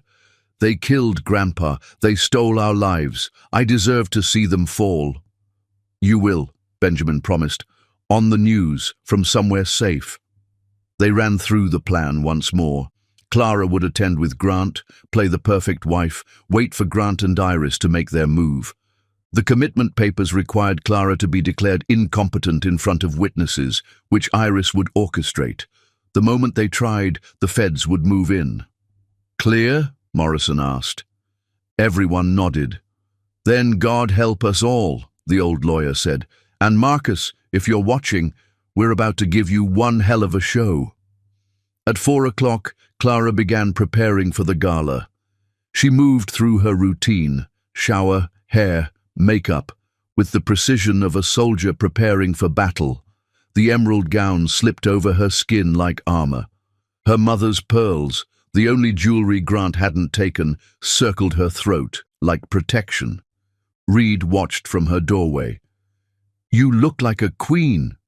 "I look like my mother," Clara said, seeing her reflection clearly for the first time in years. Not the broken woman Iris had crafted, not the submissive wife Grant had molded, but Amelia Hale's daughter, strong, beautiful, unbreakable. "Mom," Reed said quietly, "I wrote you something." He handed her an envelope. "Don't read it until after. Promise?" "Promise." Grant emerged from his dressing room in his tuxedo, and Clara saw him differently now, not as the powerful man who'd controlled her life, but as what he was, a thief, a liar, a murderer by association. He was smaller somehow, diminished by the truth of him. "You look acceptable," he said, his highest compliment. "Thank you." They moved toward the door, Grant's hand on her elbow, possessive as always. Reed stood by his room, small and alone, and Clara's heart broke a little. "Be good for Mrs. Patterson," Grant said without looking at his son. "Yes, sir." But Clara saw Reed's hand hidden behind his back, making a small thumbs up. Benjamin was already in position. The ride to the hotel was silent. Grant texted constantly, Iris probably, confirming their plan. Clara stared out the window at the city flowing past, wondering if her father had felt this way the night he died, if he'd known something was coming but couldn't quite see its shape. The St. Regis Hotel rose before them like a gilded cage, its windows reflecting the dying sun. Photographers clustered at the entrance, society reporters ready to document New York's elite at play. "Smile," Grant commanded as they exited the car. Clara smiled. It was the last order she would ever take from him. Inside, the ballroom had been transformed into what looked like heaven. White silk, crystal, thousands of roses. Her father's foundation logo dominated the space, a reminder of what this had once meant, what it was supposed to be. "Clara!" Iris glided toward them in a white gown that made her look like a predatory angel. "You look adequate." Even now, at the end, she couldn't resist the small cuts. "Thank you, Iris. You look exactly as you are." Iris's eyes narrowed slightly, sensing something different but unable to place it. The room filled with Manhattan's wealthy, people who'd known Clara since childhood, who'd watched her father build his empire, who'd stood silent as Grant and Iris destroyed her. They smiled at her now, empty smiles that meant nothing. But then Clara spotted them. Federal agents, discreet but present. Judge Patterson by the bar, Morrison at a corner table, even Dorothy Chen, brave enough to attend, despite everything. Her army assembled. "Ladies and gentlemen," Iris's voice rang out as she took the microphone. "Before we begin the fundraising, I wanted to share something special about the Hale Foundation's future." Here it comes, Clara thought. "For 11 years, Iris continued, my stepdaughter Clara has worked tirelessly for this foundation, despite her struggles. Her dear husband Grant has been her rock, managing the complex financial aspects while Clara focused on what she does best, being a beautiful symbol of her father's legacy." Laughter rippled through the crowd, Clara's hands clenched in her lap. But tonight, Iris's smile was pure poison. "We need to address some concerns about Clara's ability to continue in her role." Grant stood, moving toward the microphone. "It pains me to say this, but my wife has been struggling with delusions, paranoia. Just yesterday, she accused me of stealing from the foundation, me who has done nothing but protect her father's legacy." Murmurs through the crowd. Clara saw the federal agents shifting position. "We've consulted with specialists," Grant continued, pulling out documents, the commitment papers. "And we believe, for Clara's own safety and the Foundation's future, she needs professional help." "No," Clara said, standing. Her voice carried across the ballroom. "I don't." Grant's face darkened. "Darling, please, don't make this harder. You killed my father." The words dropped into the silence like bombs. "She's clearly having an episode," Iris said quickly, moving toward Clara. "Someone called Dr. Reeves." "Dr. Reeves is already in federal custody," Judge Patterson said, standing. "As you're about to be." The room erupted. Federal agents moved in from all sides, badges out, weapons visible. Guests screamed, backed away. Photographers started shooting pictures that would make front pages nationwide. "Grant Cole, Iris Penn," the lead agent announced. "You're under arrest for conspiracy, fraud, murder in the first degree, and 37 other charges I'll be happy to enumerate at the station." "This is ridiculous," Grant shouted. But there was fear in his eyes now. "Clara's insane. Tell them." But the room was silent, watching as handcuffs clicked around the wrists of the golden couple who'd ruled their social circle through fear and favors. "The evidence," Iris said, her composure finally cracking. "There's no evidence." "Your complete confession to murdering Marcus Hale with Digitalis," Clara said, pulling out her phone. "The recording of you and Grant planning to have me committed and then killed. The proof of $31 million in theft. That evidence?" She played the recording, Grant and Iris's voices filling the ballroom, confessing to everything. The crowd gasped, some people backing away from Iris and Grant as if murder might be contagious. "Reed," Grant said suddenly. "Where's Reed?" "My son is safe," Clara said. "And he's not your son. You were never his father. You were just the man who happened to live in our house while plotting to kill us." As the agents led Grant and Iris away, Iris turned back, her perfect face twisted with rage. "You stupid little girl, you think you've won? You have no idea how to run the foundation, how to manage that money. You'll lose everything within a year." "No," Clara said, her voice carrying the strength of 25 years of suppressed rage finally released. "I'll build something beautiful, the way my father intended, the way my mother would have wanted, and you'll watch from prison as I erase every trace of you from our lives." The agents dragged them out, Grant shouting about lawyers, Iris maintaining her cold silence. The ballroom stood frozen, then erupted in chaos, people calling lawyers, reporters rushing to file stories, society matrons fainting or pretending to. Clara stood in the center of it all, finally free. Morrison appeared at her elbow. "Brilliantly done." "Where's Reed?" "Safe. Benjamin has him. They're watching on the news." Clara pulled out her phone, called Benjamin. He answered immediately. "Mom!" Reed's voice, bright with joy. "We saw everything. You were amazing." "Are you okay, baby?" "I'm better than okay. We're free, Mom. We're finally free." After the police left, after the guests dispersed, after the reporters were ushered out, Clara stood alone in the empty ballroom. The decorations looked garish now, like costume jewelry on a corpse. She opened Reed's envelope, reading his careful handwriting. "Mom, they tried to break you when you were 4. They tried to bury you when you were 18. They tried to erase you at 29. But you're still here, still standing, still fighting. Grandpa would be so proud. I'm proud. You're not just my mum. You're my hero. Love, Reed." Clara pressed the letter to her chest and cried, not tears of sadness, but of release, of victory, of finally being able to breathe after 25 years of suffocation. Tomorrow would bring lawyers, paperwork, rebuilding. But tonight, she was free. Chapter 7. The Art of Memory. 2 weeks after the arrests, Clara stood in the main gallery of the Museum of Natural History, watching her vision come to life. The exhibition was called Touch the Sky, a sensory journey, and it was unlike anything the museum had ever hosted. She hadn't meant to fall in love with Benjamin Hartley. She'd meant to survive, to save her son, to reclaim her inheritance. Love was a luxury she couldn't afford, a risk she wouldn't take. But Benjamin had done something no one else had ever done.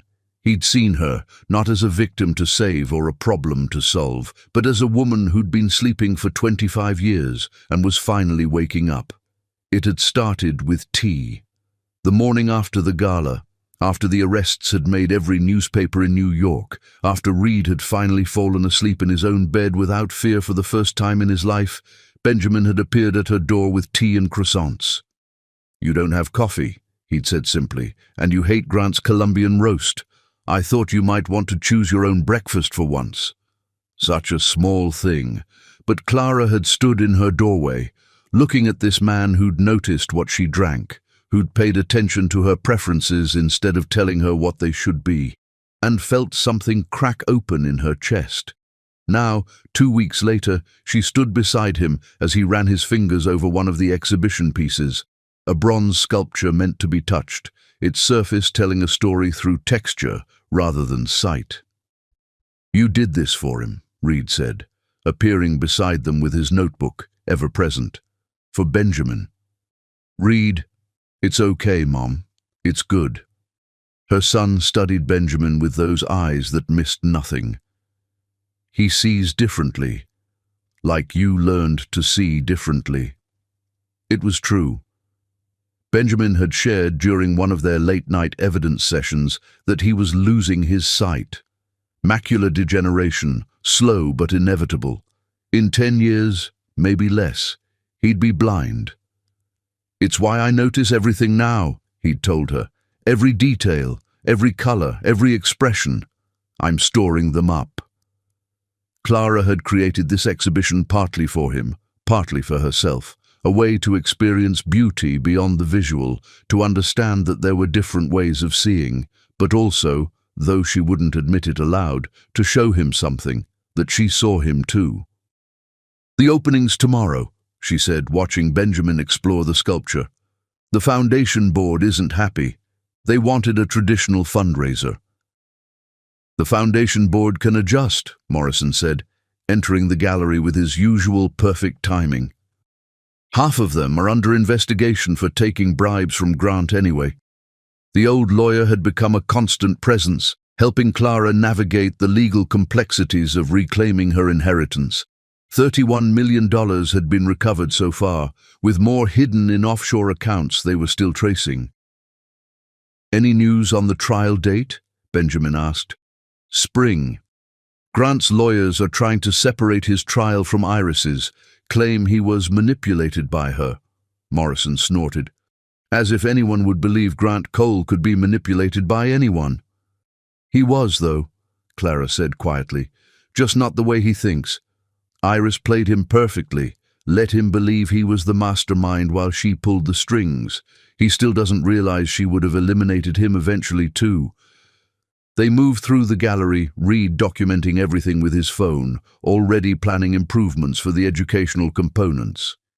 He'd thrown himself into the foundation's work with the same intensity he'd brought to gathering evidence, as if helping others could somehow balance the scales of what had been done to them.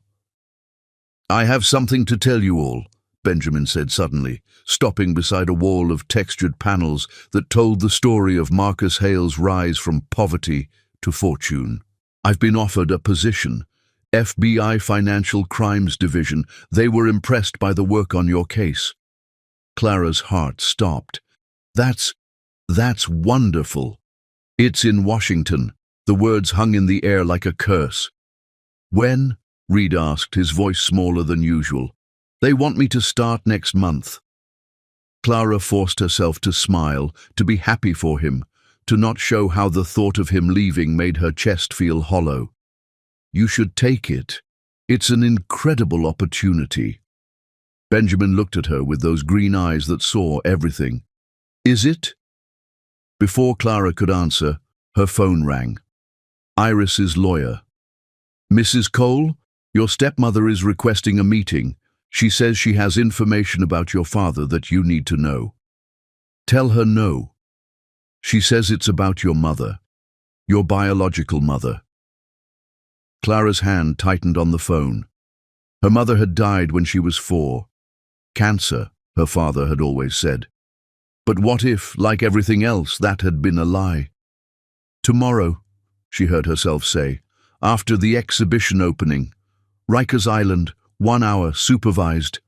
She hung up to find everyone staring at her. You don't have to see her, Morrison said. Yes, I do. Clara looked at Reed.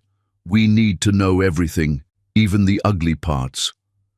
That night, Clara couldn't sleep. She stood at her bedroom window, her bedroom now, not Grant's. She'd had everything of his removed, and watched Manhattan glitter below. The city looked different now that she was free to leave it, smaller somehow, less imprisoning. A soft knock at her door. Reed entered, carrying 2 mugs of hot chocolate. Couldn't sleep either, she asked. I keep thinking about Benjamin leaving. Reed sat on her bed, looking younger than his 11 years. He's the first man who ever made you smile, really smile, not the fake one you did for Dad. Reed, you love him. It wasn't a question. It's complicated. No, it's not. You love him, he loves you, but you're both too scared to say it because you think you're protecting each other. Reed sipped his chocolate. Adults make everything complicated. When did you become so wise? When I had to be. They sat in comfortable silence. Then Reed said, I put something in his coat pocket. Reed, what did you do? Nothing bad. Just a letter. From you. I didn't write. The one you wrote 2 weeks ago, when he was working all night on the offshore accounts. You thought I was asleep, but I saw you writing it at the kitchen table. Then you threw it away. I rescued it. Clara's face burned. That letter, she'd poured everything into it. Every feeling she couldn't say aloud, every reason she was grateful, every way he'd changed her life. She'd thrown it away because it was too much, too honest, too dangerous. Reed Cole. Reed Hale, he corrected. I'm changing my name back to Grandpa's, and you needed him to read it, Mom. You needed to stop being scared. The next evening, the exhibition opening was a triumph. The gallery filled with people experiencing art through touch, sound, smell, and taste. Children laughed as they explored texture walls. Elderly patrons cried as they heard their memories transformed into music. It was everything Clara had envisioned. Art as connection rather than observation. Benjamin hadn't come. Clara told herself it didn't matter, that his absence didn't leave a void in the center of the celebration. She smiled, gave speeches, accepted congratulations, all while scanning the crowd for sandy hair and green eyes. He'll come, Reed said, appearing at her elbow with that supernatural ability to read her thoughts. But as the evening wound down, as the guests departed and the gallery emptied, Benjamin still hadn't appeared. Clara was helping the staff close when Morrison appeared, slightly out of breath. Rikers, he said. Now, Iris is being transferred to federal custody in the morning.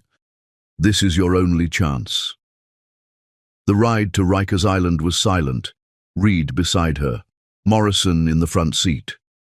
The prison loomed against the night sky, all concrete and razor wire, a place where beauty went to die. Iris sat behind reinforced glass, wearing orange that made her skin look sallow. Without her perfect makeup, designer clothes and careful lighting, she looked like what she was, a middle-aged woman who'd built her life on other people's graves. Clara, she said, her voice still carrying that honeyed poison. You came. You said you had information about my mother. I do. Iris leaned forward. She didn't die of cancer. Clara's blood chilled. Your father had her committed. Postpartum psychosis, they called it. But really, she'd discovered his affairs. Multiple women, some barely legal. She threatened to leave to take you. So he had her locked away. You're lying. Roosevelt Hospital, psychiatric ward, 1999 to 2000. She died there. Suicide, officially, though the orderlies said she was getting better, talking about fighting for custody. Iris smiled, cold and sharp. Your precious father, the St. Marcus Hale, drove your mother to madness and death because she inconvenienced him. Clara couldn't breathe. Why should I believe you? Because I kept the records. Insurance in case Marcus ever turned on me. They're in a safety deposit box at Chase, under your mother's maiden name. Box 472. Iris sat back. I thought you should know what kind of man your father really was. He and I were more alike than you want to believe. No, Reed said suddenly, his young voice cutting through the glass. Grandpa made mistakes, terrible ones, but he loved Mom. He tried to protect her. You only knew how to destroy. Iris looked at Reed, really looked at him, and for a moment Clara saw something flicker in her stepmother's eyes.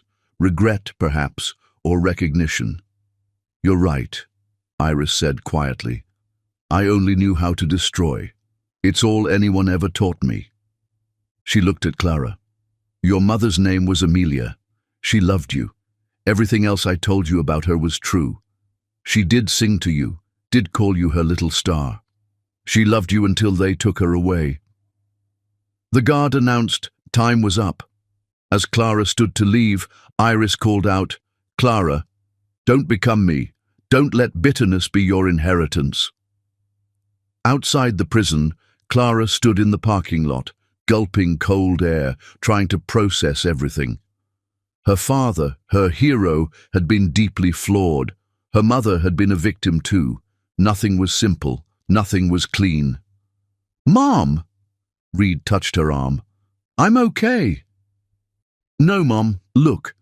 Benjamin stood by their car holding a bouquet of white roses, her mother's favorite, though he couldn't have known that. He looked uncertain, vulnerable in a way she'd never seen. I read your letter, he said simply.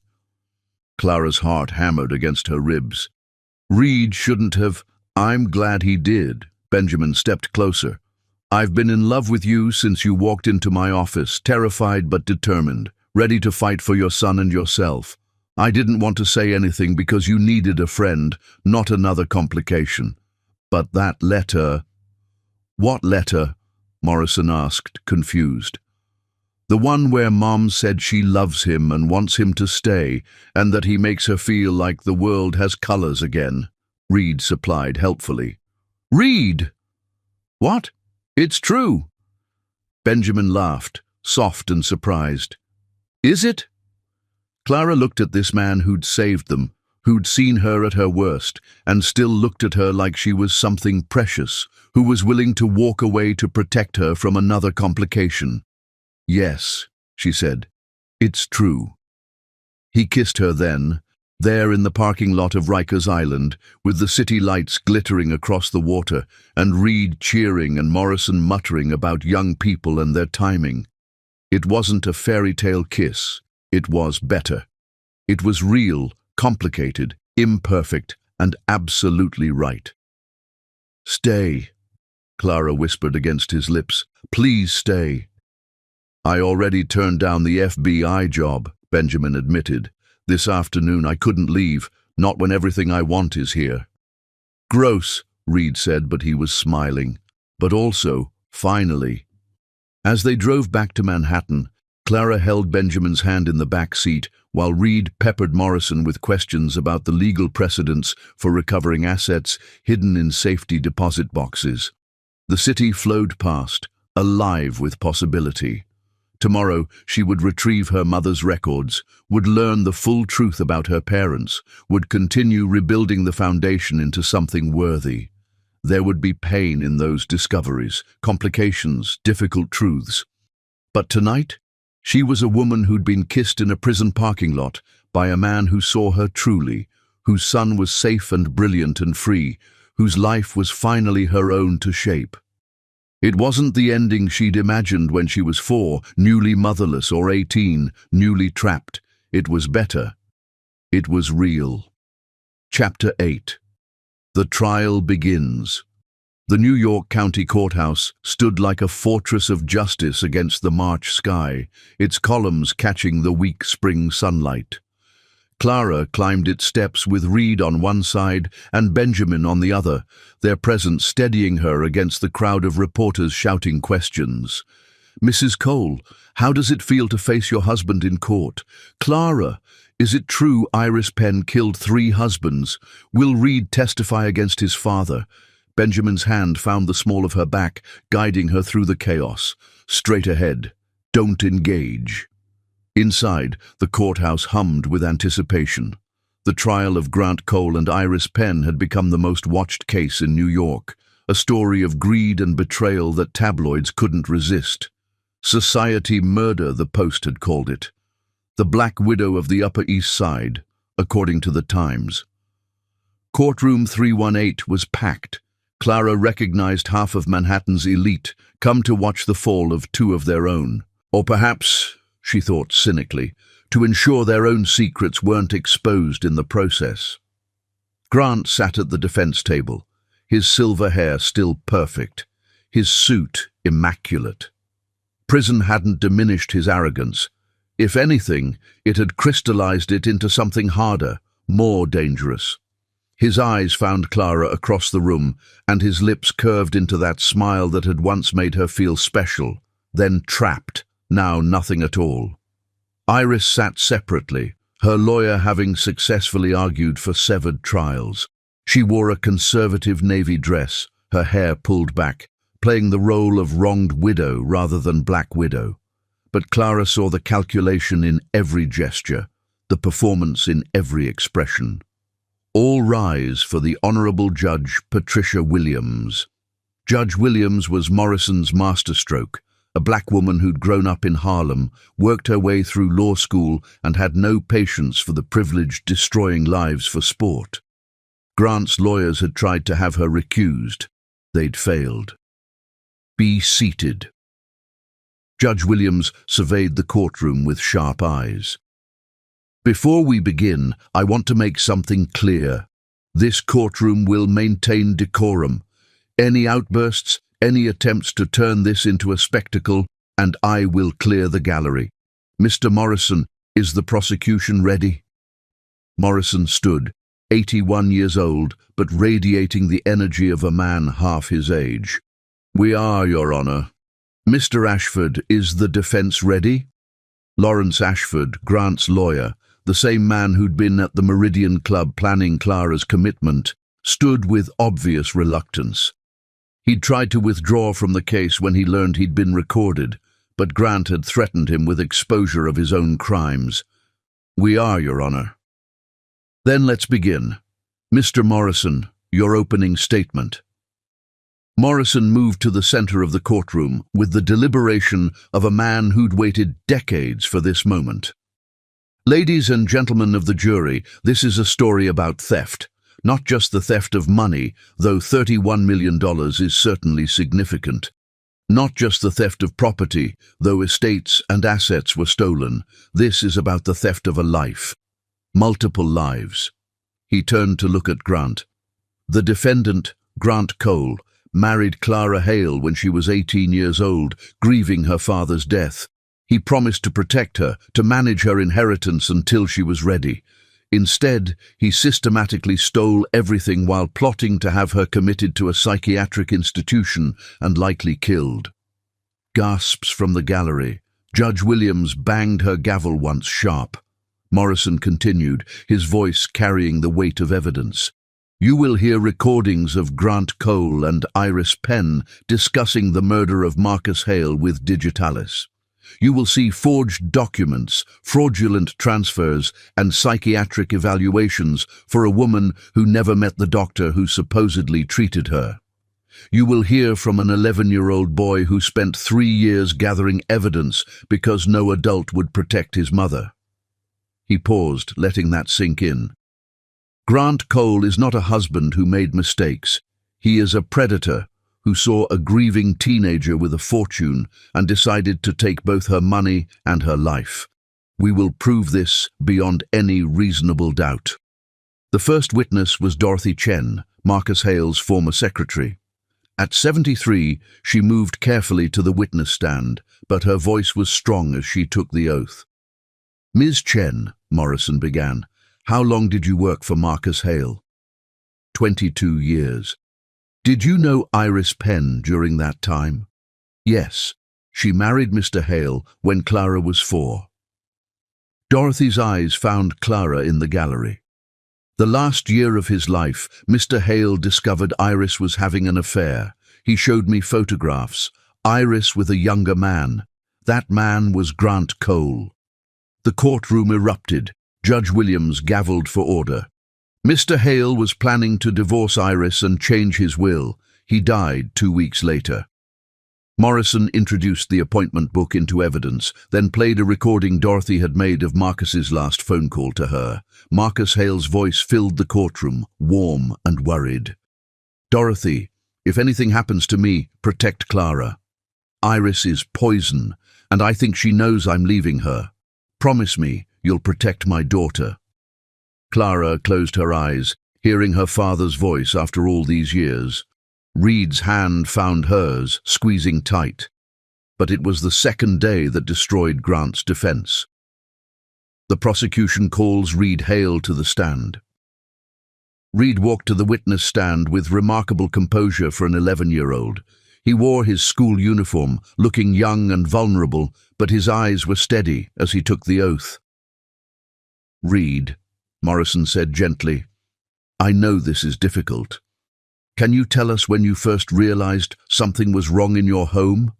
"When I was 8, I saw my father, Grant, put something in my mother's tea. She got very sleepy and confused. Later, I found the bottle. It was Xanax, prescribed to her, but she didn't know she was taking it." "Objection!" Ashford shouted. "The witness is a child." "A child who documented everything," Reed interrupted, his voice clear. "I have photographs of the pills, the prescriptions, even video of Grant putting them in her food." Judge Williams leaned forward. "You have video?" "Yes, Your Honor. I started recording things when I was 9. I knew something was wrong, but no one would listen to a kid. So I decided to get proof." Morrison played the videos, Grant drugging Clara's coffee, discussing with someone on the phone how a little extra will keep her compliant, laughing about how easy it was to control her. Clara watched the jury's faces change from skepticism to horror to rage. "Reed," Morrison continued, "tell us about the night at the Meridian Club." Reed described following Grant, climbing the fire escape, recording the conversation about committing Clara and sending him to Switzerland. His voice remained steady, but Clara saw his hands tremble slightly. "I was scared," Reed admitted. "Not for me, but for my mom. They were going to lock her away and then kill her, make it look like suicide." "Is it?" Reed pulled out his notebook, the one he'd carried for 3 years. "I have here a copy of an email from Grant to Dr. Reeves discussing the final solution to the Clara problem. Those were his words. The email was entered into evidence. The jury looked at Grant with undisguised disgust. On the 3rd day, Benjamin testified as the forensic accountant who'd uncovered the financial crimes. He walked the jury through every forged document, every fraudulent transfer, every hidden account. It was devastating in its thoroughness. "Mr. Hartley," Morrison asked, "in your professional opinion, what was the ultimate goal of this fraud?" "Complete control and eventual elimination of Clara Cole.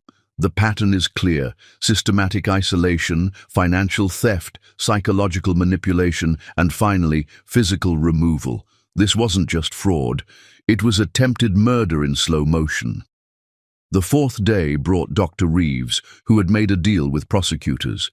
He looked like a broken man, his hands shaking as he admitted to falsifying psychiatric evaluations, to prescribing medications for Clara that Grant administered without her knowledge, to agreeing to commit her for a fee. "Grant Cole paid me $300,000 over 3 years, he said, to create a paper trail showing Clara Cole was mentally unstable." "Did you ever meet Clara Cole?" Morrison asked. Never. Everything was fabricated." "And Marcus Hale's death certificate?" Reeves looked at the floor. "Grant and Iris gave me $50,000 to sign it without an autopsy. They said it was natural causes, but digitalis poisoning mimics a heart attack perfectly." On the 5th day, it was Clara's turn. She took the stand wearing the same emerald green her father had loved, her mother's pearls at her throat. She looked at Grant, at Iris, at the crowd that had watched her destruction as entertainment and felt nothing. They were already ghosts. "Miss Hale," Morrison began, "tell us about your marriage to Grant Cole." Clara spoke for 2 hours, about being 18 and grieving, about Iris's manipulation, about 11 years of controlled doses and controlled bank accounts and controlled movements, about discovering the truth, about Reed's courage, about reclaiming her life. "Do you hate Grant Cole?" Morrison asked finally. Clara considered the question. Number hate would mean he still has power over me. He's just nothing. A thief who stole 11 years I can't get back. But I have the rest of my life, and Reed has his whole life, and we're free. That's all that matters. Ashford's cross-examination tried to paint her as bitter, vindictive, possibly unstable as Grant had claimed. "Isn't it true you're in a relationship with Benjamin Hartley, the forensic accountant?" "Yes." "Isn't that convenient? You're sleeping with your star witness." Benjamin started to stand, but Clara smiled. "Mr. Ashford, I spent 11 years with a man who drugged me, stole from me, and planned to kill me. Benjamin Hartley helped save my life, treated my son with respect, and has never once told me what to think or feel or drink or wear. If that's convenient, then yes, it's very convenient to be with someone who sees me as a human being rather than a bank account with a pulse." The gallery erupted in applause before Judge Williams could gavel for order. The jury deliberated for exactly 3 hours. "On the count of murder in the first degree, we find the defendant, Grant Cole, guilty. On the count of conspiracy to commit murder, guilty. On the count of fraud exceeding $10 million, guilty." The verdicts continued for 20 minutes, guilty on all 37 counts. Grant's face never changed expression, as if he couldn't quite believe that his perfect plan had failed, that an 11-year-old boy and a woman he deemed broken had destroyed him. As the bailiffs led him away, he looked at Clara one last time. "You'll fail without me. You don't know how to manage that money." "Watch me," Clara said. Outside the courthouse, Manhattan had never looked more beautiful. Cherry blossoms were beginning to bloom in City Hall Park, and the air held the promise of spring. "Mom," Reed said, "we won." "Yes, baby, we won." Benjamin's arm came around her shoulders, solid and warm and real. "What now?" Clara looked at her son, at the man she loved, at the city that had been her prison and was now her kingdom. "Now we live, and next month we finish this with Iris." Chapter 9. Reed's testimony at Iris's trial. The morning Reed Hale was to testify at Iris Penn's trial, Manhattan woke to an unseasonable April snow, as if nature itself wanted to blanket the ugly truths about to be revealed in white. Clara stood at Reed's bedroom door, watching him knot his tie with the precision of someone 3 times his age. He'd grown 2 inches since Grant's conviction, as if removing that weight had literally allowed him to expand. "You don't have to do this," she said for the 100th time. Reed's hands never paused. "Yes, I do. Iris killed Grandpa. She destroyed you for 25 years. Someone needs to tell the truth about what she is." Benjamin appeared in the doorway with coffee and hot chocolate. In the month since Grant's conviction, he'd essentially moved in, though they maintained the fiction of his own apartment. Reed had already started calling him Ben, though never Dad. That word had been poisoned beyond redemption. "The car's here," Benjamin said. "Morrison's already at the courthouse. He says Iris's lawyer is planning something." "Let them plan," Reed said, picking up his evidence notebook. The ride to the courthouse was quiet. Clara held Reed's hand while Benjamin drove, taking the long way to avoid the worst of the photographer gauntlet. But they were still waiting, dozens of them, shouting questions. "Mr. Hale! Reed! How does it feel to testify against your grandmother?" Reed stopped so suddenly that Clara nearly stumbled. He turned to the nearest reporter.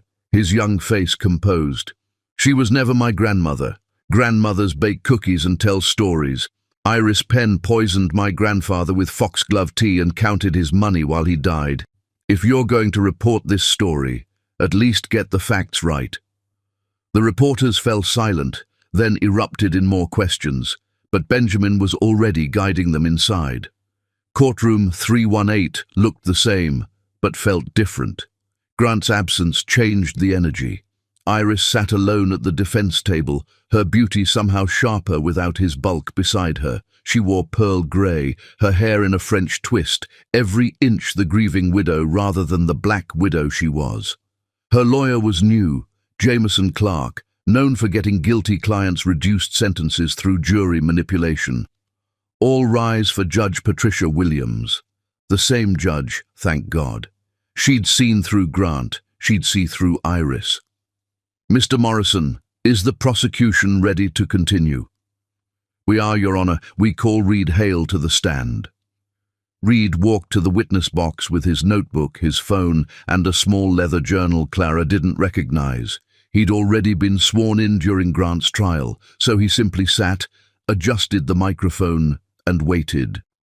Reed, Morrison began, you testified at Grant Cole's trial about the conspiracy between him and Iris Penn. Today, I want to focus specifically on Iris Penn's role. Can you tell us about the first time you realized she was dangerous? Reed opened his notebook. December 15th, 3 years ago. I was 8. I heard her on the phone in the garden. She said, Marcus was easier to kill than my first husband. At least Marcus trusted me. She was laughing. Iris's lawyer objected immediately. Hearsay, Your Honor. It's not hearsay if I have the recording, Reed said calmly, pulling out his phone. Morrison smiled. Your Honor, we'd like to enter into evidence audio file 37B, recorded by Reed Hale on December 15th, 3 years ago. The recording played through the courtroom speakers, Iris's voice clear and amused. Marcus was easier to kill than my first husband. At least Marcus trusted me. Richard fought the digitalis, took 3 doses before his heart finally stopped. Marcus only needed 1 in his evening tea. The jury looked horrified. Several people in the gallery gasped. Reed, Morrison continued, when did you start recording Iris Penn? After I heard that call. I saved my allowance for 3 months to buy recording devices. I knew no one would believe an 8-year-old without proof. And what did you discover? Reed opened the leather journal. This was my grandfather's, hidden in the wine cellar. Iris didn't know about it. He began reading. March 2nd, the year he died. Iris is poisoning me. I can feel it. The weakness, the chest pains, just like her first husband's symptoms, changed my will in secret. If I die, investigate her. Objection! Clark was on his feet. This journal hasn't been authenticated. I can authenticate it, Dorothy Chen called from the gallery. That's Marcus's handwriting. I saw it every day for 22 years. Judge Williams nodded. I'll allow it. Reed continued reading entries, each more damning than the last. Marcus had discovered Iris's affair with Grant, her first husband's suspicious death, even evidence that she'd killed a boyfriend in college, made to look like a suicide. She's a serial killer, Reed said simply. She targets wealthy men, marries them, then kills them when she's secured the inheritance. That's a serious accusation, Morrison said. It's not an accusation. It's a pattern. Reed pulled out a chart he'd made. 4 dead men, all wealthy. All died of heart conditions within 2 years of marrying Iris Penn. Combined inherited wealth, approximately $73 million. The courtroom was silent. Clark's cross-examination was vicious, even for a defense attorney going after a child. You hate Iris Penn, don't you? I don't hate her. I understand her. What does that mean? Reed looked directly at Iris. She was broken young, like my mom, but instead of surviving it, she let it turn her into a monster. She decided that if the world hurt her, she'd hurt it back, one dead husband at a time. You're 11 years old. You can't possibly understand. I understand murder, Reed interrupted. I understand theft. I understand that she looked at my 4-year-old mother and saw another victim to create, another life to destroy. I understand that she would have killed my mother too, eventually, after she'd squeezed every penny from her. Clark tried another approach. Your mother is in a relationship with Benjamin Hartley, correct? Yes. And you like him. He's the first adult man in my life who's never lied to me. Don't you want a father figure? Reed laughed, sharp and bitter. I had a father figure. He drugged my mother and plotted her murder. I had a grandfather figure, but Iris poisoned him when I was a baby. I don't need a father figure. I need adults who don't commit felonies.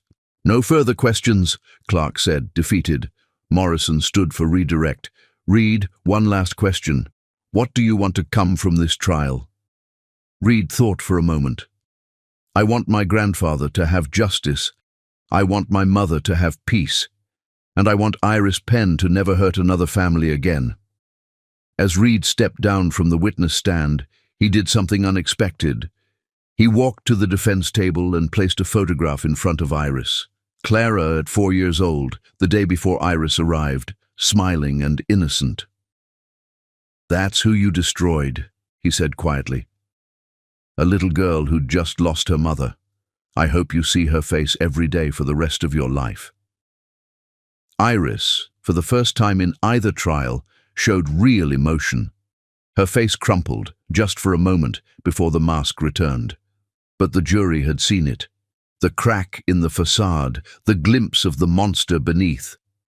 The rest of the trial proceeded quickly. More evidence, more recordings, financial experts showing how Iris had systematically prepared to steal everything from Clara since the day she married Marcus. But it was Reed's testimony that the newspapers would quote, Reed's chart that would be reproduced in every article, Reed's quiet dignity that would be remembered. The verdict came on a Thursday afternoon, guilty on all counts. Murder in the first degree, conspiracy, fraud, theft, life without parole. As the bailiffs led Iris away, she looked back at Clara and Reed. I'm sorry, she said, and for once it might have been true. I know, Clara replied, but it doesn't change anything. Outside the courthouse, Reed stood between Clara and Benjamin, facing the wall of reporters. Mr. Hale, how does it feel to have justice? Reed considered the question. It doesn't bring my grandfather back. It doesn't give my mother back 25 years of her life. It doesn't erase what they did, but it ends it. And ending it means we can begin. Begin what? Reed smiled, the first real smile any of them had seen from him in public. Living. Just living. That night, Clara found Reed in his room, the evidence notebook finally closed, his charts and recordings packed away in boxes for the prosecutors to archive. It's over, she said. The trials are over, Reed corrected. The rest is just beginning. Clara sat beside him. Are you okay? I'm 11 years old, and I just sent 2 people to prison for the rest of their lives. They sent themselves to prison. You just made sure they got there. Reed leaned against her. Mom, I want to change my name legally, not just back to Hale. I want a new middle name. What name? Marcus, Reed Marcus Hale, for Grandpa. Clara kissed the top of his head. He would be so proud of you. I know, Reed said quietly, but I wish I could have saved him too. Chapter 10. Justice and Love. 6 months after the trials ended, Clara stood in the museum's grand hall, watching her son teach a group of children how to read Braille beside the man who had saved them both. The Foundation's new initiative, Art Education for Visually Impaired Children, had been Reed's idea, but it was Benjamin who'd made it real, using his connections in the disability community to find teachers, develop programs, create something beautiful from the ashes. Mom! Reed called, his face bright with joy. "Mira just read her first complete sentence in Braille." Clara crossed to them, watching the little girl beam with pride. Benjamin's hand found Clara's automatically, and she felt that familiar warmth spread through her chest. Morrison's voice interrupted them. "Clara, Reed, might I have a word?" They followed the old lawyer to Clara's office, formerly Grant's, now filled with her father's books and her mother's photographs. "What's wrong?" Clara asked. "Nothing's wrong. In fact, something's very right." Morrison pulled out a thick envelope. "Iris Penn died yesterday." Clara felt nothing, then everything, then nothing again. "How?" "Heart attack. Natural, verified. The irony isn't lost on me." Morrison handed her the envelope. "She left you this." Clara opened the envelope with steady hands. Inside was a letter and a small key. "Clara, by the time you read this, I'll be dead. Your son was right. I was broken young. My mother sold me to my first husband when I was 15. When I poisoned him 3 years later, I felt nothing but relief. I'm not asking for forgiveness, but I want you to know that in my twisted way, I did love you. You were the daughter I never had. I destroyed you trying to protect you from becoming me. The key is to a storage unit in Queens. Everything I stole, everything of your mother's I hid, everything of your father's Grant didn't know about. It's all there. Your son is remarkable. Protect him. He's going to change the world. Don't become me. Remember me as a cautionary tale. Iris." The storage unit was like stepping into Clara's childhood. Her mother's jewelry, wedding dress, her father's first editions, photographs, home videos, even Clara's baby clothes. "She kept everything," Benjamin said, amazed. "She stole everything," Reed corrected, "but at least she preserved it." That evening, as they sorted through boxes, Reed suddenly said, "You should get married." Clara and Benjamin both froze. "Reed," Clara began, "I'm serious. You love each other. Just make it official." Benjamin stood, crossed to Clara, and dropped to one knee. "He's right." He pulled out a small box. "I've been carrying this for 2 months. Clara Hale, will you marry me?" The ring was simple, a sapphire surrounded by diamonds. "It was my grandmother's," Benjamin said. "She was a teacher who married a librarian. They had no money but 57 years of happiness." "Say yes, Mom. Say yes to being happy." Clara looked at Benjamin, this good man who'd appeared in their darkest moment and brought light. "Yes," she said. "Yes to happy." The wedding was small. Just Morrison, Dorothy Chen, Reed, and a few of Benjamin's friends. Clara wore her mother's dress. Reed was the best man and gave a speech that made everyone cry. "My mom was 4 when she lost her first mother, 18 when she lost her father, 29 when she lost herself, but she's 30 now and she's found everything, herself, justice, and love. Benjamin isn't my father. I had one of those and he was terrible. But Ben is my family, and that's better." As Clara and Benjamin danced their first dance, Reed played piano, not a sad song but something bright and hopeful and new. Grant would die in prison 15 years later alone. Iris was already gone, but Clara, Benjamin, and Reed were alive, together, and free. And in the end, that was the only justice that mattered. The end.